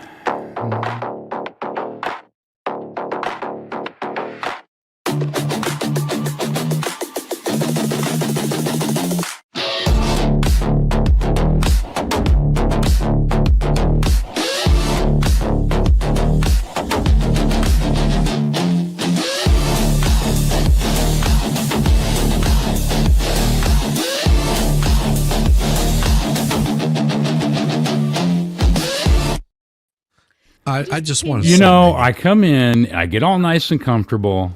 I've got my bag of popcorn, and who has to come in and shit all over my parade? No, I haven't heard my intro. Hi. Yeah, whatever. I will say, Megan, that the hair looks absolutely gorgeous. You like it? Yeah. Yes. It does look kind of. It's kind of. Where'd you go? It's a little intense, but nice. I needed to get a bunch of it cut off, and I just thought, why not? My hairdresser wanted to do a thing, and I was like, okay, whatever. Okay. Well, I was sitting here working on stuff for drilling holes and doing some stuff for some of my leather tools. Really? And I happened to look up when Megan went on at front for. Well, no, and I looked up real quick when Megan decided to come on screen at first, and I went, "Holy shit! Everybody hide your Dalmatians." No, but it does look good. That's what I said too. I was like, I have some Dalmatians for sale. I thought she was going to say Cruella. It is. It is. It's true. I mean, although that would be like one side, right? I could probably pull that off for Halloween pretty well, but I'd have to you got to get it all on one side, maybe. I don't know. But I lost a lot of it, man. No, you have to spike it up. You have to spike all of it up down the middle, which because she had it all like spiked up, didn't she? Yeah. I could go with a younger DeVille. Sure, why not? Yeah. I loved that. I loved that cartoon. I liked the remake. You know, when they did I don't know. Did you see the series or not a series? What was it? A remake? It was like of young Cruella or whatever. Yeah, I saw the commercial for it. I was like, so this is how she became Cruella DeVille. That was great. I loved it. I was like, oh, glorious. I loved it. Yeah. Yeah. Nick hit them hard, Megan. Like oh my God. Yeah. And so, see, I hadn't got to the part that you were showing, and like I was telling Yamaha. You haven't seen the whole thing yet? I've watched it twice already. What are people doing today? My wife, this stuff doesn't interest her, and I was driving in the car with her, and I'm like going, I want to get home so I can watch the rest of this. Earbuds, man. Earbuds. Well, we were doing crosswords. In the car driving? Yeah. She reads out the questions to me, and then I come up with the answers. My husband would hate that so much. I just leave him alone when we're driving. I stick my earbuds in and listen to stuff. Because if I start yakking at him, he's going to be like, no, I'm driving. Normally I would stick my earbuds in and listen to stuff, but I was feeling very, very sleepy, and I was like, needed some distraction. So I mean, you didn't nod off. No, you wouldn't nod off though. Listening to the data stream, it was an absolute scream. It was a scream. Yeah, it was pretty good. You know what's really funny though? I can't believe I have been pestering him not pestering, but like telling him about this for 2 years. You know, I always tell him when something funny comes up or something outrageous comes up, and like we'll talk about it and laugh about it and stuff, but you know, he's never I don't when I say I pestered him, I'm not like, hey, you got to do this, you should do this. It's just like I'm telling him about it, right? I'm figuring at some point he's gonna get interested in something, right? Maybe he wants a thumbnail. Like I tried it with the thumbnail. I was like, you gotta read this, it's so bad. And I don't think he ever read it when I sent it to him, because like he said, he never listens to me about anything. I don't know but he calls me all the time, but he never listens to me. never, not once. And it was a good 2 years. And he did say this, and I recorded this at the end of the show because it made me laugh. Listen to this. Wait, go back. Okay. Megan, sorry this took 2 years, but I was kind of busy doing drugs and then being punished for it. What a disaster. Next time, guys. It's so true. It is. Yeah. It's so true. That's the other thing where it was like I wasn't really pestering him because like the guy's dealing with a whole lot of shit right now. Like a whole lot of shit. Like his life is a complete shit show, and there's just he was barely even streaming too. So like he's only been streaming regularly for like a couple months now. So, you know, regularly for a couple months. So it's good though. He really got back in a groove last night. I was thrilled with it. I thought it was the best show I've seen in a while. I thought it was great. Bronco was in the like, oh my God, this is great. This is Nick at his best. It's true. When he's roasting idiots, it's so much fun. Yes. Yeah. Yes. Never more fun than that. Did you see the part when he looked up Paint Chips' picture? Yes. Oh my God. I just about cried. It was so funny. I did cry. I was crying laughing. Oh, so good. Yeah. I mean, he was this was like because we've got a lot of new people who've never watched Nick before. That was Nick Prime. Like that was him firing on all cylinders. Totally. because he was interacting with everybody that was in chat. He was interacting with what was going on, and he did his work. It was no different than watching him whenever he did Rittenhouse. That's whenever I first watched him. So that's why when I was telling people, like, they were like, you got to go on. I'm like, no, you don't understand. You don't want to go on when he's on the flow. He's doing his thing. And anyway, it's more fun to watch him, what he's going to find on his own. He found everything I would have sent him. Yep. I sent him a few things, but like everything I would have pointed out to him, he found on his own because he's not stupid. No. Like after I told him Paint Chips got arrested, it was like 5 minutes before he had the DOJ document pulled up to read. And I mean, because he's no dummy, he'll find whatever he needs to find. Oh, did you hear tonight when I said that Bruce filed a privacy complaint against him? A privacy complaint on what, his channel? On the show for showing his picture that Bruce uses on social media. What a bitch. Everybody in chat, by the way, go to Google, find Bruce Matskin's photo and change it to your icons right now.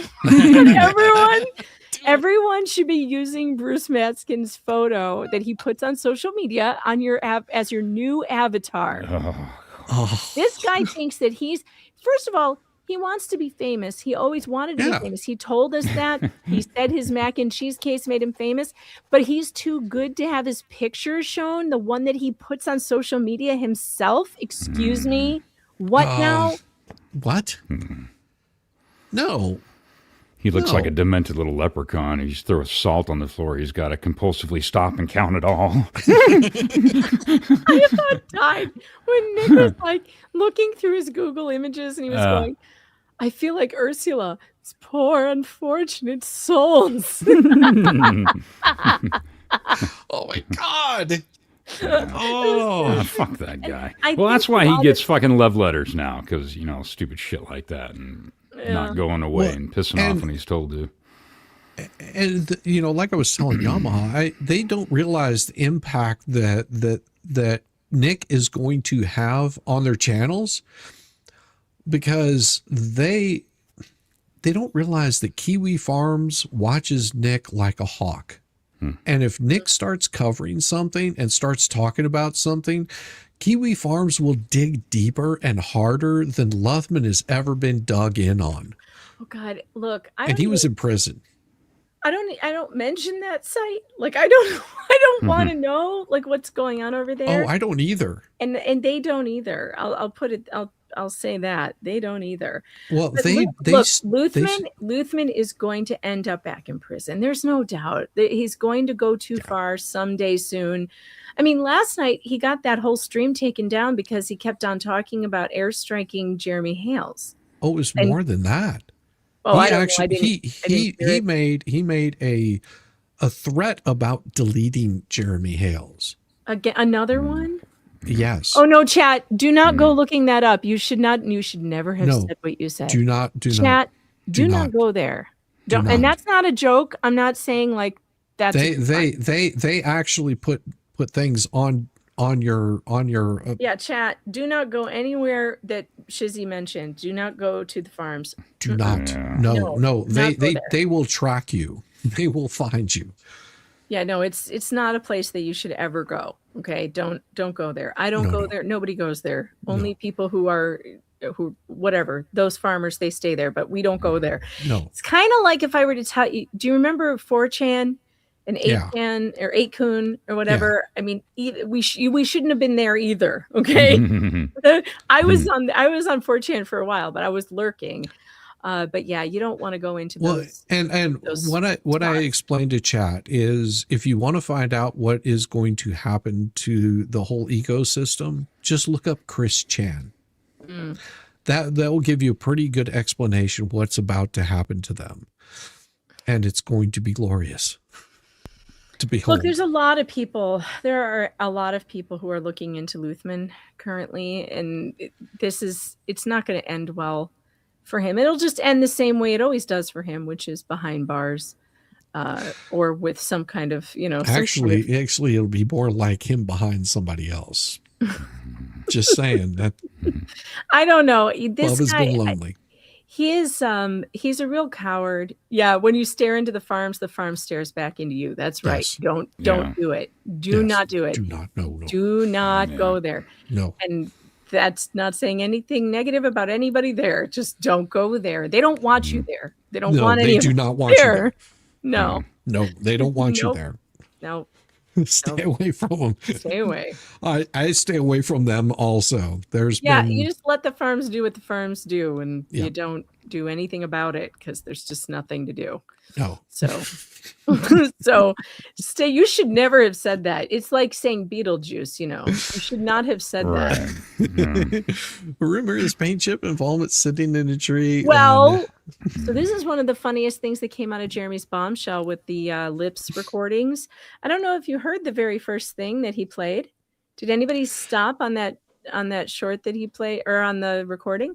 Mm-hmm. Did you hear what was said? Mm-hmm. I'll have you know that I heard that whole conversation, and it's hilarious. Like, it's freaking hilarious. Apparently, Vomit was on a podcast with with one of Lips's gay friends, and that man was flirting with Vomit, and he was enjoying it immensely, is what I heard. Ooh. Which is there's not that there's anything wrong with that. That's okay, Vomit. It's all right. It's all right. No shade on you. He can join hashtag Megan's Homos. Exactly. There you go. I mean, it would be about the only thing that he gets out of you. God, praising. Phrasing.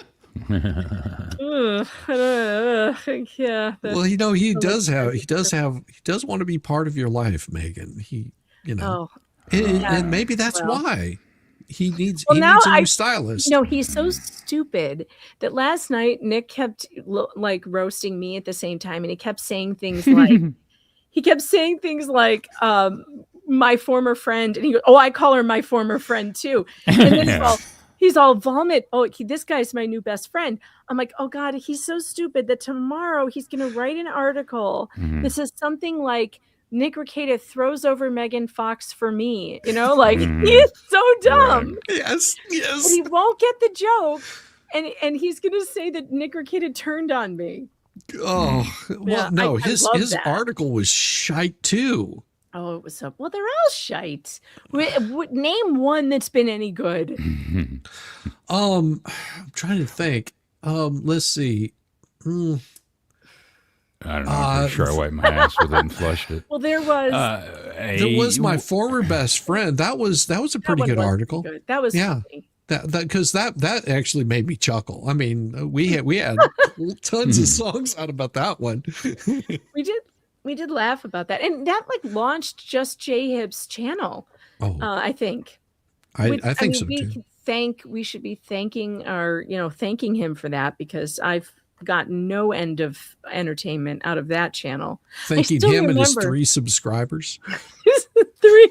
Well, 6. There are 6, but one of them is Jay. And the other 5 are Vomit, Paint Chips, and their puppets. No, it's them. It's just them.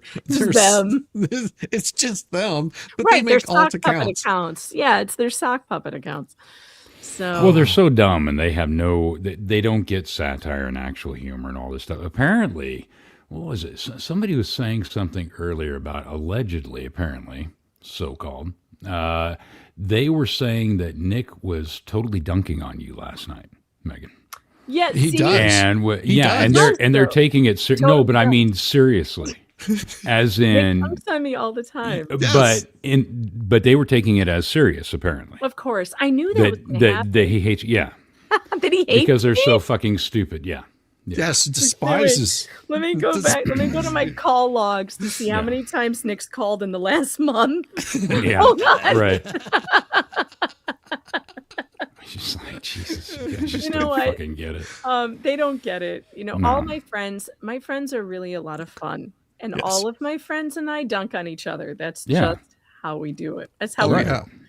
And I happen to have more male friends than female friends, although I do have some female friends. But all of my male friends are big. They're huge assholes. Like, right. it's just, all of you, all of you Hey, are huge assholes. Hey, it's not my fault that your panty hamster couldn't get enough money. Tug's an asshole. Yeah. You're an asshole. Yamaha, absolutely an asshole. I mean, come on. Wow. They long to be freed from their denim prison, Megan. Let them loose. My only friend who wasn't a total asshole was Jeff. God rest your soul. This man. He was the only one. He was the only one who. He did kind of dunk on me sometimes. Yes, he did. He totally would dunk on you. He had an entire button on his stream deck just for me that said, "Fascinating story. Any chance you're finishing it soon?" Any chance you're almost finished? Oh God. But my friends are all very funny and no one understands it. I guess I knew they would take it the wrong. I knew someone was going to take it the wrong way, which made it so much funnier. I was crying laughing when he kept saying that I was shouting at him through his bathroom window and stuff. But the thing is, Megan, I could see you doing that. I was crying. Crying. Ketchup. We got a It was so funny. Bubbles sighting. Ketchup changed her avatar just for you. Oh, Ketchup. Ketchup did it. So I didn't. Oh, yeah. There you go. Oh, that's great. There's that one too. Where's Ketchup? I'm looking for Ketchup. That's right, great. Like 3 below that. Oh my God. Oh my gosh. That's what I want to see, chat. I want to see all of them. That's awesome. I want to see that That's what he looks like. picture repeated everywhere. Oh my God. Ketchup, stay tuned for your cease and desist. It's coming soon. Yeah. By the way, did anybody know? While I was on Rumble, I stream sniped the fleas for like 30 seconds. Oh, did you? Flipped out. Oh, like, really? Get your wallet ready. The FBI is watching you. They're coming for you. I'm like, Oh, the FBI is going to come for me for stream sniping? Because they give a shit about that. Stream sniping? All the fucking problems going on, and they give a Really, fuck like, about you getting The stream sniped. FBI is going Fucking to kick retard. down my door for stream sniping the fats? Really? Megan, they hate Such a you so fucking much. moron. They really hate you. And I don't. It is so weird. It is so weird because it is weird. it is like their level of hatred for you almost hits their same level of hatred for Jeremy. Mm-hmm. And because I think they hate me more. that might be true. I think they hate me more. I'm not even kidding. Like Tug, I got blamed for the memorial bench for the memorial that never was. I didn't make that up. No. Tug did. Yes, that was Tug all did. Tug. That was all Tug. They're blaming me for that. Well, it's the new year, so they're going to change directions, and instead of blame Jeremy, it's just going to be blame Megan. That's what it is. That's going to be the new one now. It's completely ignored. Everything he does, they blame on me. Yeah. You know what they did the other day? So 2 days ago, I have the transcript. They said, Felisa goes, Megan admitted it. She admitted she called the school and got Lips fired. And I was like, I did? What? When? What? I'm like, are you confusing me with Rosalind sending an email? Because Rosalind was open about sending an email. But I've always told you, I've never contacted that school. I didn't do that. If I did, I would tell you. Yeah, and you would have shown your contact with the school. Like Rosalind was like, no, I reached out because they were throwing me in this mix, and I wanted to make sure that. Exactly. Right. God, I mean, well, of course, they couldn't figure out the difference between Emily D. Baker and Rosalind.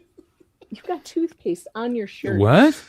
What a mess! I'm sorry, I got a hangry raid.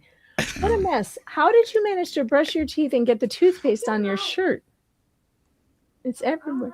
You will go wipe it off. All right. Good night. Good night. Love you. Love you too. He comes over here to kiss me goodnight. His whole face is covered in toothpaste and like water, and I'm like, dude, go wash your like wipe your face off. And then he came back and he had it on his shirt. He just did this number. Yeah. Just I can't. I'm afraid of water now. I think you got bigger problems. Oh my gosh! No. Now wait a minute. Who was getting Emily D. Baker and Rosalind confused? The ecosystem was Lips. What? It was Lips. Yeah, it was Lips. Yeah.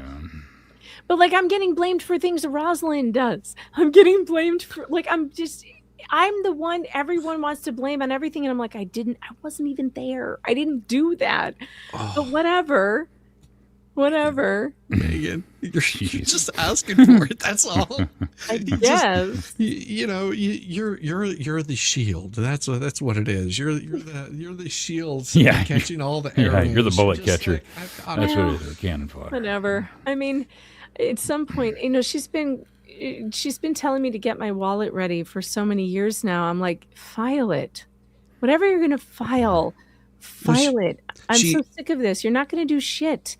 So, or if you are going to do something, it's advice I always give people. When people say things to like, when my kids will say, I'm going to write a book. I'm going to do this. I'm going to do that. I counsel people to say, never tell people what you're going to do, ever. Just do it. Just either do it and then tell people what you've done. Okay. Because if you continually tell people I'm going to write a book and then you never do, you're just that person who said they were going to write a book and never did. You're like the guy that empty promise thing. Yeah. I mean, it's just, you become someone that people don't trust. No. Right. So if you say you're going to do something, you have to do it. So it's better to not say you're going to, and it's better to just do the thing. And then you can talk about it. Well, apparently it's part of that's some good advice. Great tragedy that they're going to wait. It's not a strategy; it's just a tragedy. But it's part of the great tragedy where they're going to wait until apparently this shit is over with, in their never-ending hopes of shitting in one hand and wishing in the other. That Fed 2 or whichever one of these circuses is going to get dropped. And then she'll lower the hammer or whatever. Fed 2 might get dropped. I mean, it might. Fed 2 might not work out. I don't know. We don't know what's going to happen. I think Fed 1 is a really strong case, and I don't think they're going to get out of that one. But when you're talking about Fed 2, you've got 10 different defendants, some of whom, I don't know, paint chips allegedly was served now by the Secretary of State. So maybe that's finally, resolved. I don't know. We'll have to see what that judge does, but that judge isn't kind of an ass. Yeah, the judge the judge could possibly come back and say, no, this isn't proper service. He might. You never know. So you don't know what's going to happen in Fed 2. It's a really difficult case, if you ask me, because there's too much going on. There's so many defendants. I think a few of them are going to get dropped. For sure. I think that's going to happen. But, whatever. Look, I don't know what she's waiting for. If she thinks she has a case, file it. If you think you have a case because I stream sniped you for 2 minutes on Rumble one night, like a case of what? It's fair use. And I will wreck you in court over it. And they know that, which is why it's not, there's nothing happening. And the FBI is chasing drug dealers and shit. They are not upset about YouTube wars. I'm sorry, but there are no crimes that have been committed here. They keep saying there are crimes. It's like, I think it's the fundraising fraud. Well, yeah. Now the FBI will go after them over that. They might. Or they might not. You know what? I don't know. Well, that's the thing. That right there, that goes in front of the trustee. And I was explaining this to people the other day, is even if she tries to come in as a creditor, okay, she has to show documentation of it. She has to show she has to open up her bank account to show that she's a creditor. And if she doesn't open up her bank account and show how this money was used, then she's shit out of luck. I mean, that's just and that idea sense. Right there goes back to what I was saying earlier, and is my opinion, my theory is that since this whole thing was apparently cooked up at the last minute between her and Saran Wrap, apparently being brought in on that guise, is, in my opinion, is in her thinking that it's going to somehow protect her finances from being scrutinized and audited. No. Well, now what I'm saying is, no, this is what she's thinking. Well, no, she threw paint chips. She threw every single person whenever Lips brought up that information from the flea.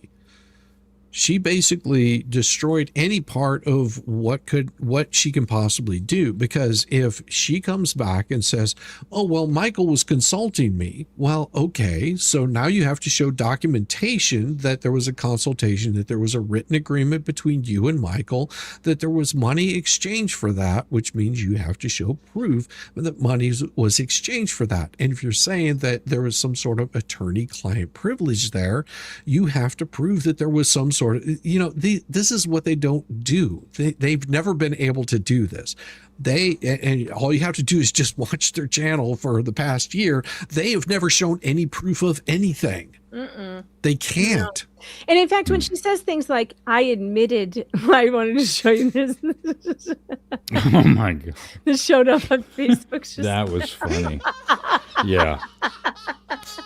That was funny when he's talking.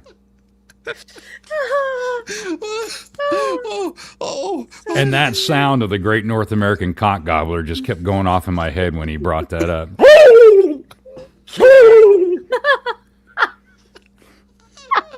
It's like, that's exactly what Fat Boy sounds like when he flaps his cock washer in the breeze. That was fucking hilarious. I can't believe I had never watched that video that I sent him of that interview with Pages and that woman. Oh, she was like, "You're a very honest businessman." That woman honest businessman goes 4 years in the clink. Right? Yeah. She must have been acting her ass off, because I would love to know what was going through her mind. She's probably, I cannot get away from this fat fuck quick enough. Oh.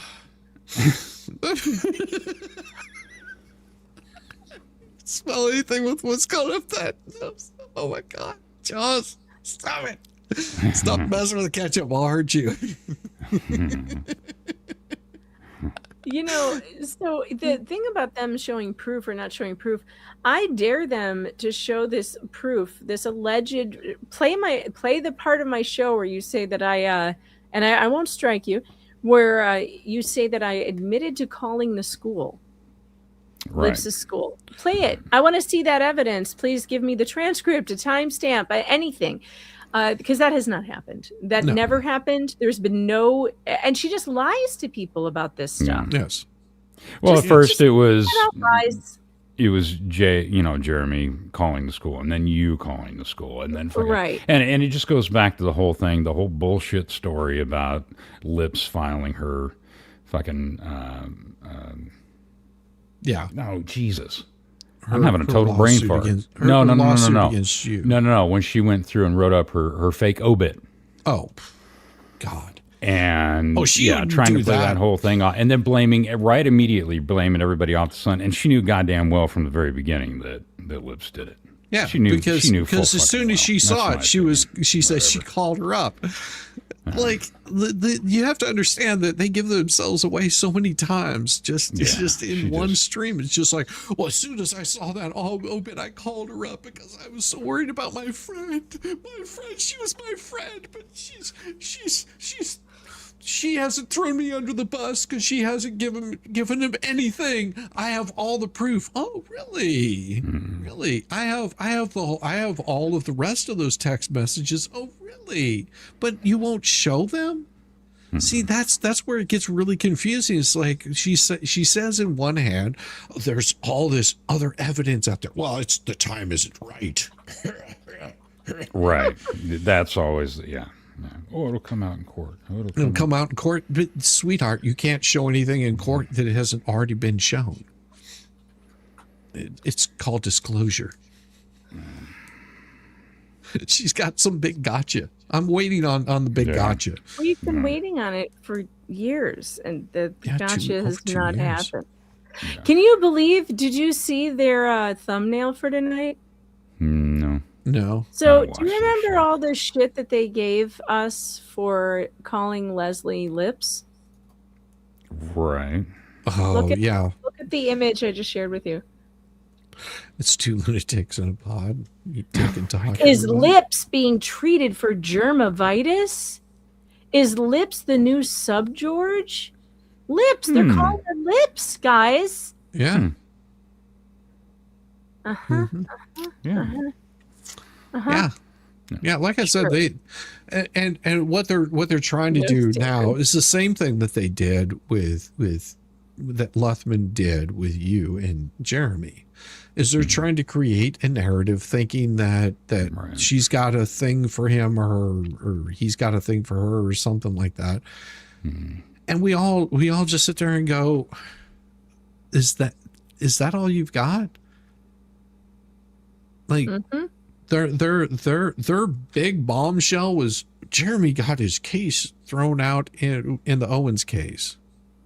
So what? That was we all knew that was going to happen. We all said that this is going to be very, very tough to win, and it probably won't.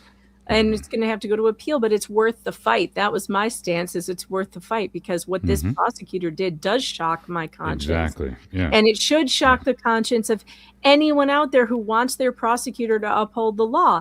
And the fact that we have laws that protect people from not upholding the law is really ridiculous. And it if nothing else, in my opinion, it's a violation of his oath of office and a federal violation.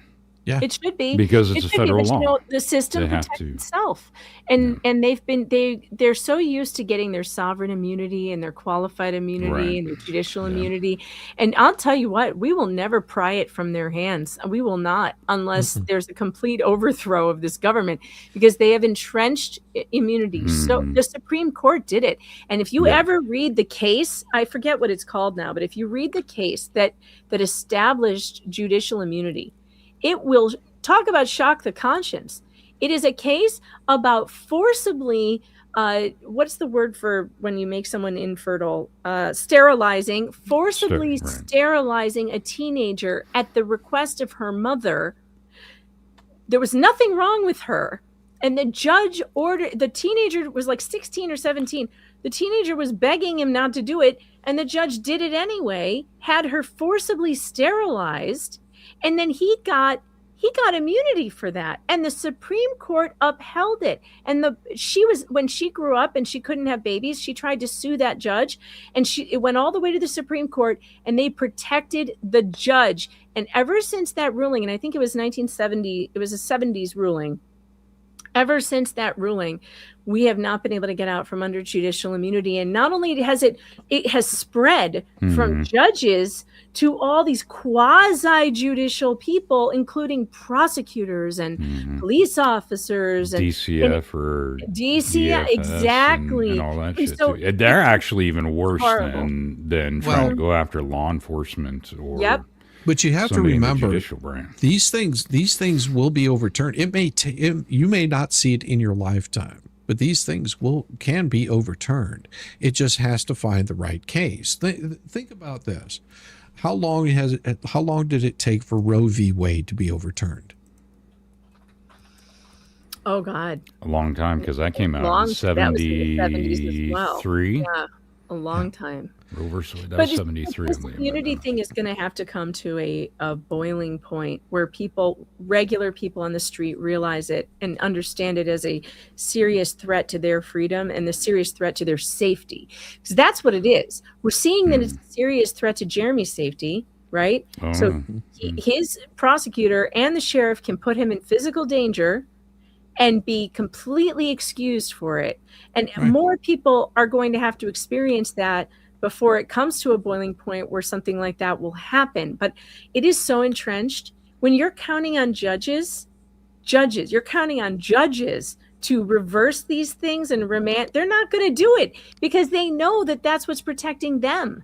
So it's going to take legislators, actually. That's the only hope, is that legislators will have to write new laws outlining this sort of thing, outlining judicial immunity for every fucking one. Well, you're going to have a hard time doing that because the legislators fall under the same protection. I know. They're not going to do it. And if they're not going to do that, they're like, screw that. No, they're not going to do it either.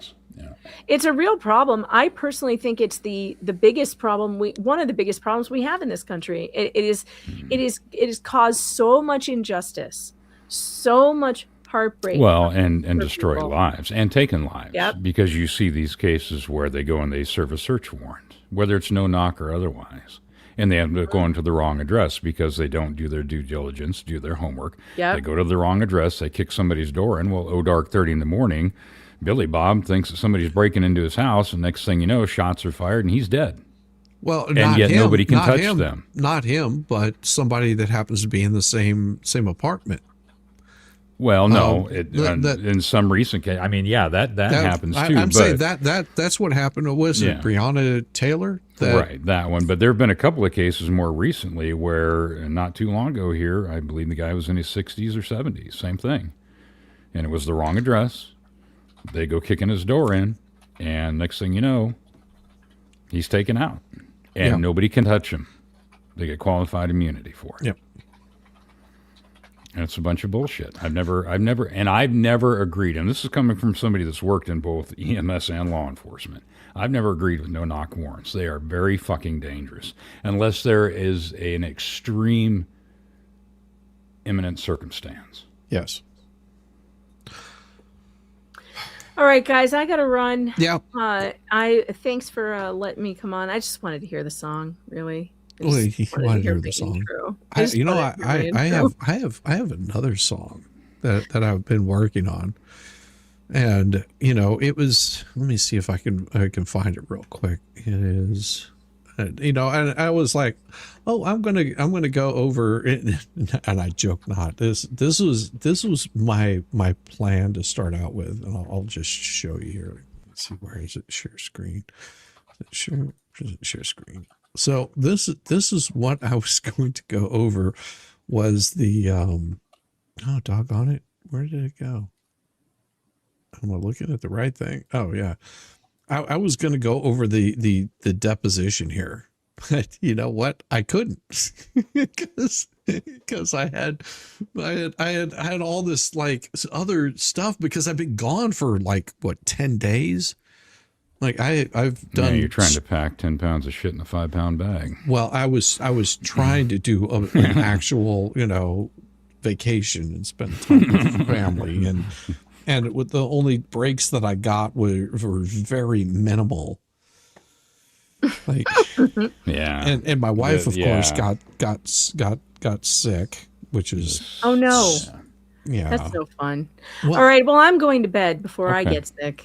You're, that you're, won't happen if I don't get some rest. I was up till 4 a.m. watching Ricada stream. So you sure you don't want to hear this song because it's gonna be good? Yeah, I do, but I'm gonna go and I'm gonna listen. All right, I'll see you. Bye. Oh yeah. Well, come on there, Maestro. You hear it? No. No. No. No, you don't hear it. Hold on. See, Megan shows up and she fucks it all up again. I mess things up so bad. All right, let me try this again. All right, here we go.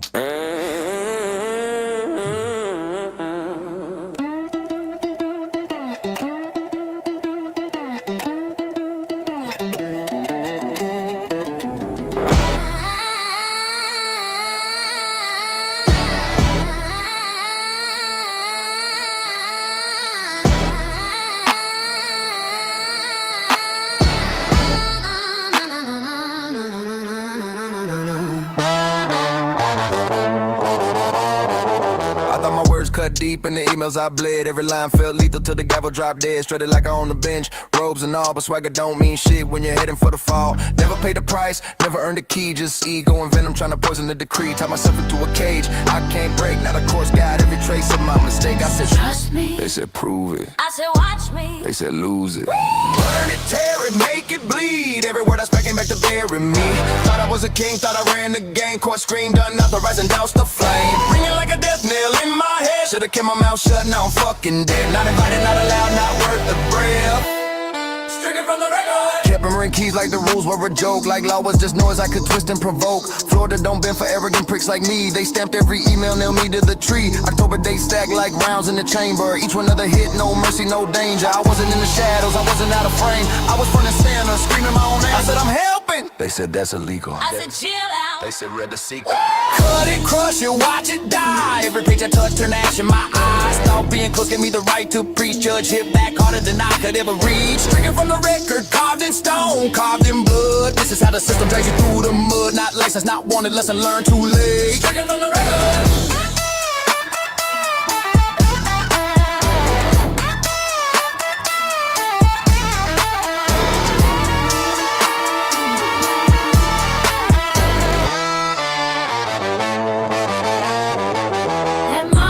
Like a brand on the skin. Enjoy.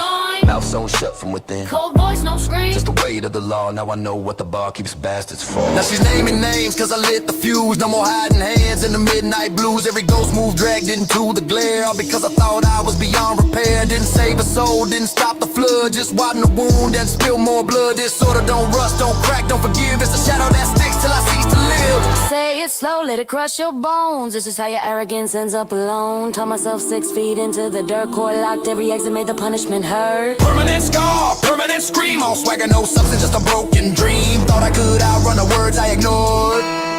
Speaking from the record. Unauthorized. Admonish. And don't destroy. Speaking from the record.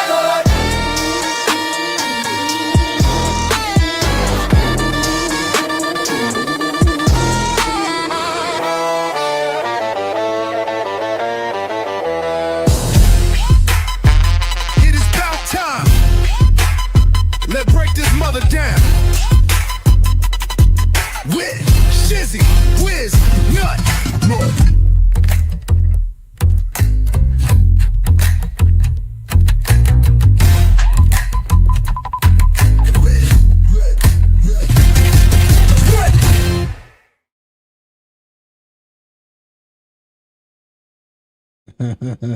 You know what this means right there.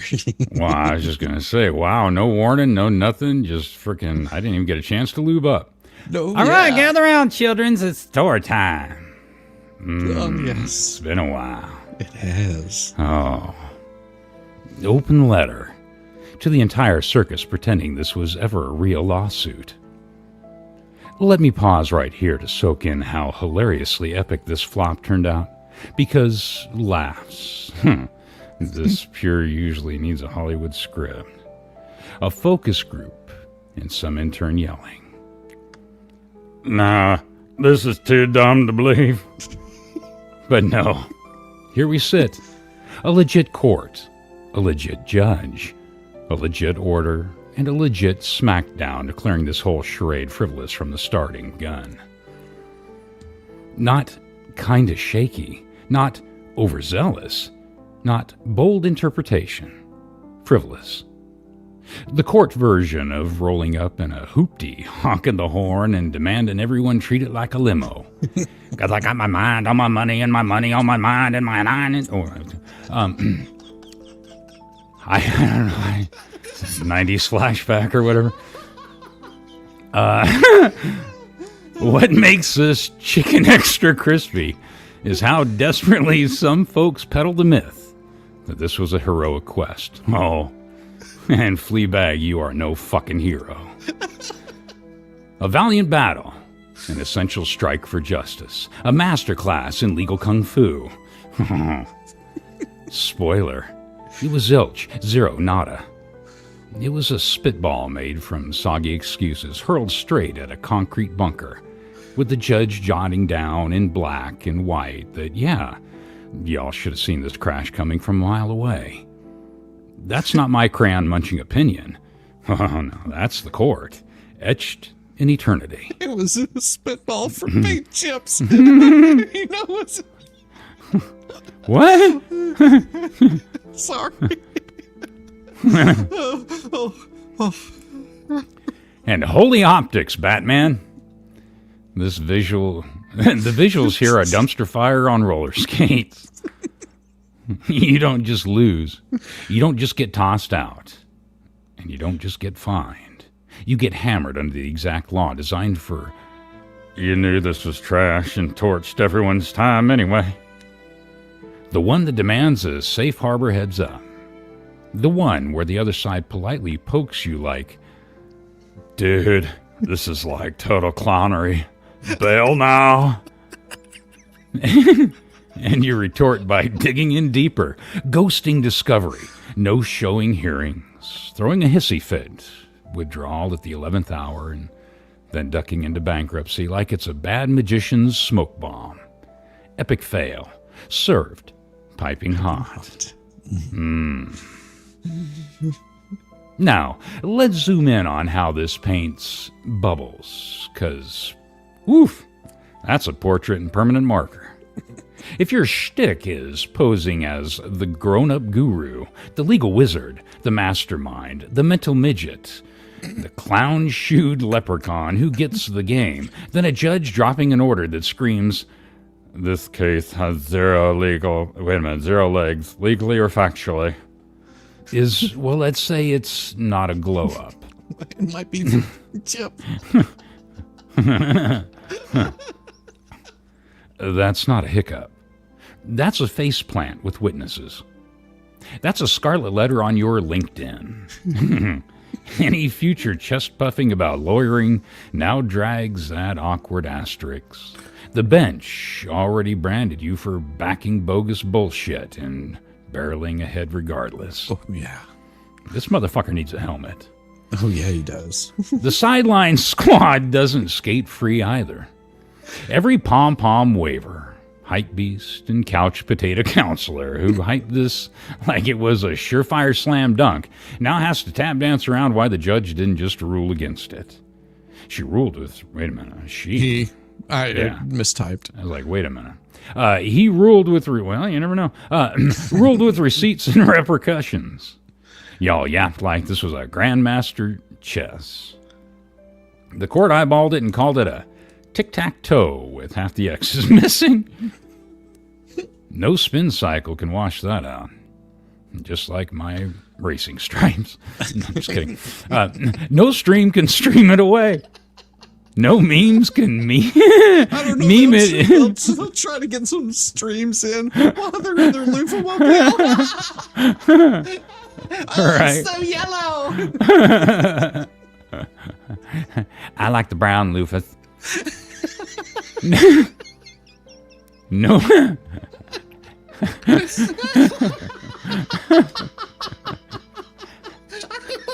Them Cleveland Stamers get me rolling. No memes can meme it meaningful. It's docketed. It's decreed. Oh, it's done. Oh. And the icing on this comedy cake, the bit that flips it from snicker-worthy to side-splitting, the judge didn't even bother with drama. No bench slamming, no finger wagging, just a surgical breakdown of the ignored alerts, dodged duties, absentee antics, and straight-up shady shenanigans, capping it off with a cool, statute says mandatory, so fee it is. Not optional, not negotiable, must. Split 50-50 between plaintiff and lawyer. Fair share facepalm for all. Oh, yeah. Oh. This is the glorious result when bluster bulldozes brains and hot air hijacks homework. Jesus. This is what drops when you confuse Twitter tough talk for trial tactics. And this is the payoff when you bet courts run on feels instead of facts. Yeah, no shit. Newsflash, they don't. They run on rules. And rules give zero fucks about your sob stories, your spin cycles, or your echo chambers. It is. It's just echo chamber inside an echo chamber. Right, exactly. So yeah, this is pure gold. It's gold because it's self-inflicted. Just like you being handed one can of ammo after another and blowing your own fucking toes off all the time. It's gold because it's public record. Like you fucking you sharp-shooting mental midgets. And it's gold because the same crew that strutted around smug for months now squats in silence, shitting themselves, staring down at fees hearings like it's a principal's office, bracing for the tab on a turd of a lawsuit the court itself dubbed a total time suck. I'd tell you to level up next round, but honestly, keep it coming. Oh, this is golden. This grade A goofballery is premium entertainment, best savored straight from the source without a single edit. Signed, Shizzywhiznut, former guardian of a glittery helmet, current champion of Velcro kicks, sipping a juice box on the short bus sidelines, eyeballing pros say, eat sanctions on paper. What? And cackling my fool head off the entire ride. And still, your fucking daddy. Oh, yeah. It is about time. Let's break this mother down. With Shizzywhiznut.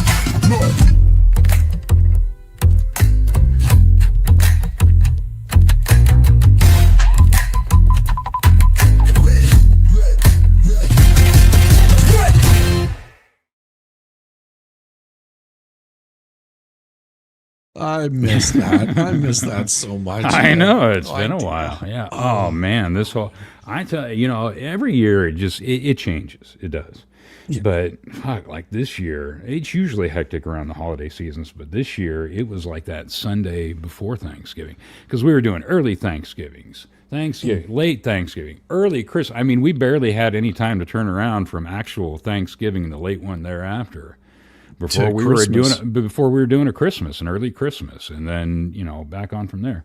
So I wasn't even sure that I was going to be. I think I might be around for tomorrow. I think. Well, yeah, and tomorrow is going to be an interesting one. So what the plan is? So just to give people an idea, I'm going to split a 10-hour stream into 2, possibly 4 streams. And they'll just basically feed into the next stream. So that'll give an opportunity for some people that I want to have on, because I have some people that want to come on that don't want to talk about Hales, don't want to talk about Laura Owens, don't want to talk about anything except for maybe music. Like, for example, would be a perfect one.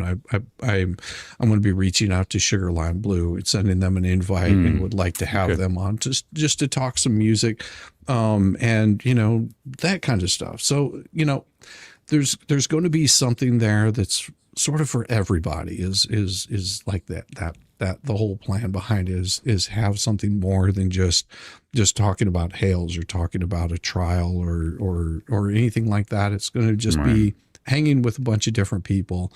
So one of those things that I'll do whenever I'm sending out these invites is sort of give them an idea of when those streams will be happening, so they can, if they want to come by, they'll have that opportunity to come by. I want to have people on like Rosalind Duke and just talk about stuff that's just related to Rosalind Duke, not about anything other than that. Does that make sense? Yeah. So it's going to be a fun day, and then I'm going to take a break in the middle of the 2 of those, because I do want to spend New Year's Eve with my lovely wife. Although I've spent an entire vacation with her, but hopefully she's feeling a little bit better by tomorrow, which I doubt. But I do want to have dinner with her, because she's going to be cooking a nice. She does it every year. She cooks up a nice New Year's Eve dinner that we enjoy. She'll be working on it all day. So that's like I said, it's going to be a fun event, and there will be different things. There will be different streams that come up. I have the first one set up, but I haven't set the other ones up yet. But they will be set up, and you'll be able to find it on YouTube. Most definitely. I'm not sure if I'll be able to get them on Rumble and Kick, but I'll try. I guess that's the best way to put it. I'll try to get them on there also. It just takes a little bit of time to get those streams set up like that. Most definitely the first one and the second one after the break the first one after the break will definitely have those all in there. I'm going to hit super chats real quick, just to hang out for a minute here. Magic Angel's impersonating me. I'm going to strike that fucking channel right now. I'm saying that right now. Don't you dare mess with Magic Angel. And Bonnie Fleming noticed the birdhouse that I sent over to Jeremy. It is absolutely beautiful, and I can't wait to see it in place. It's going to be glorious. And of course Angela Quinn, because she was absolutely right in this. Tug and Nick, when they hit prime, is stunning. Yeah, whenever they hit their stride, it is they are an unstoppable force. If you put those two together, it is brutal, absolutely brutal. And of course, Sticky Widget came in and gave 5 gifted memberships. And thank you so much, Sticky. I did catch some of these earlier. I'm just going back over them because you guys were absolutely awesome tonight. Gifted 20 memberships was Maybe Not. And she is so appreciated for that. Thank you so much, because next year, the stuff I have coming up is going to be glorious. And Sunday, If I can get the Volstorms in on it, it might be pretty epic also. And Wanda Perez has been a member here for 13 months. Happy birthday. Well, thank you very much, Wanda. I appreciate you. Thank you. And of course, Calvin has become a YouTube member yet again. Thank you very much, Calvin. I appreciate you also. And Tracy Wilden has gifted 5 memberships. Also, thank you. And I'm going to play it one more time for all you guys. And Wanda Perez gifted another single membership. Thank you very much, Wanda. This is for you guys. Welcome to the shit show. Every single day. A new flavor of buggery, 'cause everybody sucks, you see, and they're dumber than a bag of rocks. Monday, Tuesday, Wednesday, and then 4 more days of increasingly stupid, ridiculous, ignorant, balder, dash, poppycock, bollocks, and buggery. Heaven all over again.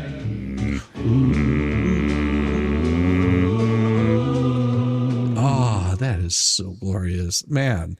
I'm telling you, guys have supported this channel, and I'm hoping tomorrow is going to be that it's the 10-hour 10,000K stream, and I'm hoping that I can get like all you fine folks to come by whenever you possibly can. It'll be going on all day. There'll be different guests.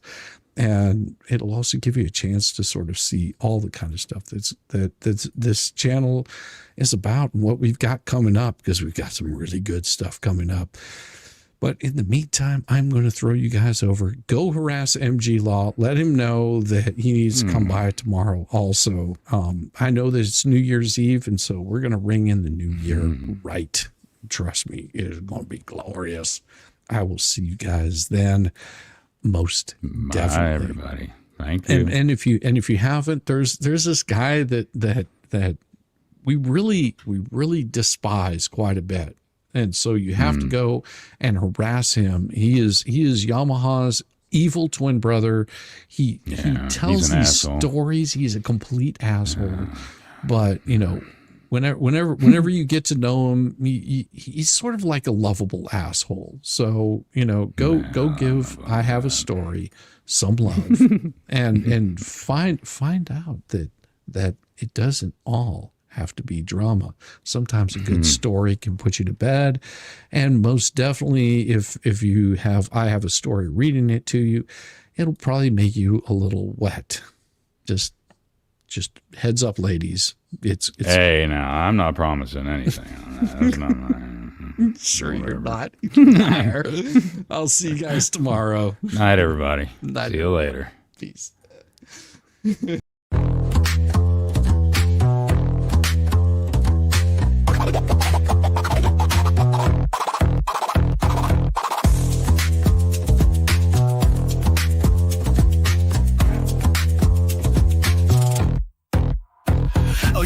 Was done, bless your heart, but I'm still living rent-free. It's a work of art. Call me daddy, call me nut, call me the goat. You're paddling upstream while I'm running this boat. You say, I don't care, yet you're glued to the screen. Caught up in my glow while you stay unseen. You're Your shade's like a breeze, it's barely a draft. Meanwhile, I'm the Picasso of roasting your ass. You say you're over me, oh how cute, but here I am, still the star of your loop. You're my biggest fans, don't even deny. So grab some popcorn when daddy goes live. Call me daddy, yeah, shout it loud. King of your thoughts, I'm making you proud. Papa Nut, Shizzy Daddy, headline act. Your background noise, and that's just a fact. Let's face the score. You hate that you love me, but you keep wanting more. You're like a dog chasing cars, you don't know why. But here you are, barking while I touch the sky. Your comments are gold, such comedy gold. Who hurt you? Oh wait, it's me, I'm told. You're keeping tabs like an unpaid intern while I'm cashing checks. When will you learn? Your timeline's a shrine to every move I make. I say thanks, but you're a nasty skank. Oh, Shizzy's washed up. Yeah, sure, Jan, yet here I am, the centerpiece of your plan. You hate, watch my stream like it's Oscar night. But guess what, kiddos? I'm still shining bright. Call me daddy. Send in your bread. I'm still rent-free in your effing head. Papa Nut, Shizzy Daddy on your brain. I'm your mental landlord, you can't complain. Let's keep it real. You hate that I'm winning, but you love how it feels. Oh, I'm sorry, did I break your streak? You tried to ignore me for like half a week, but daddy's too spicy, you can't look away. I'm the train wreck you need every single day. So while you're out there with your plastic clout, I'm here sipping coffee watching you freak out. You're irrelevant, wow, what a take. Now go rewatch my vids while I count how much I make. Like count how much I make. Call me daddy, yeah, own it now. I'm reading your brain and you don't know how. Papa Nut, Shizzy Daddy, let's set the bar. I'm the constellation, you're a burned out star. Embrace your role, cause I'm the main character. You're just an old ragged ass, burnt out troll. So that's your bedtime story, kids tucked in sweet and snug. Shizzy Daddy's forever, you lose and you're stuck in the mud. Now say goodnight to Papa Nut, your mental pain. Oh wait, you will see me tomorrow's. Agenda will see me tomorrow, same obsession, same effing thing.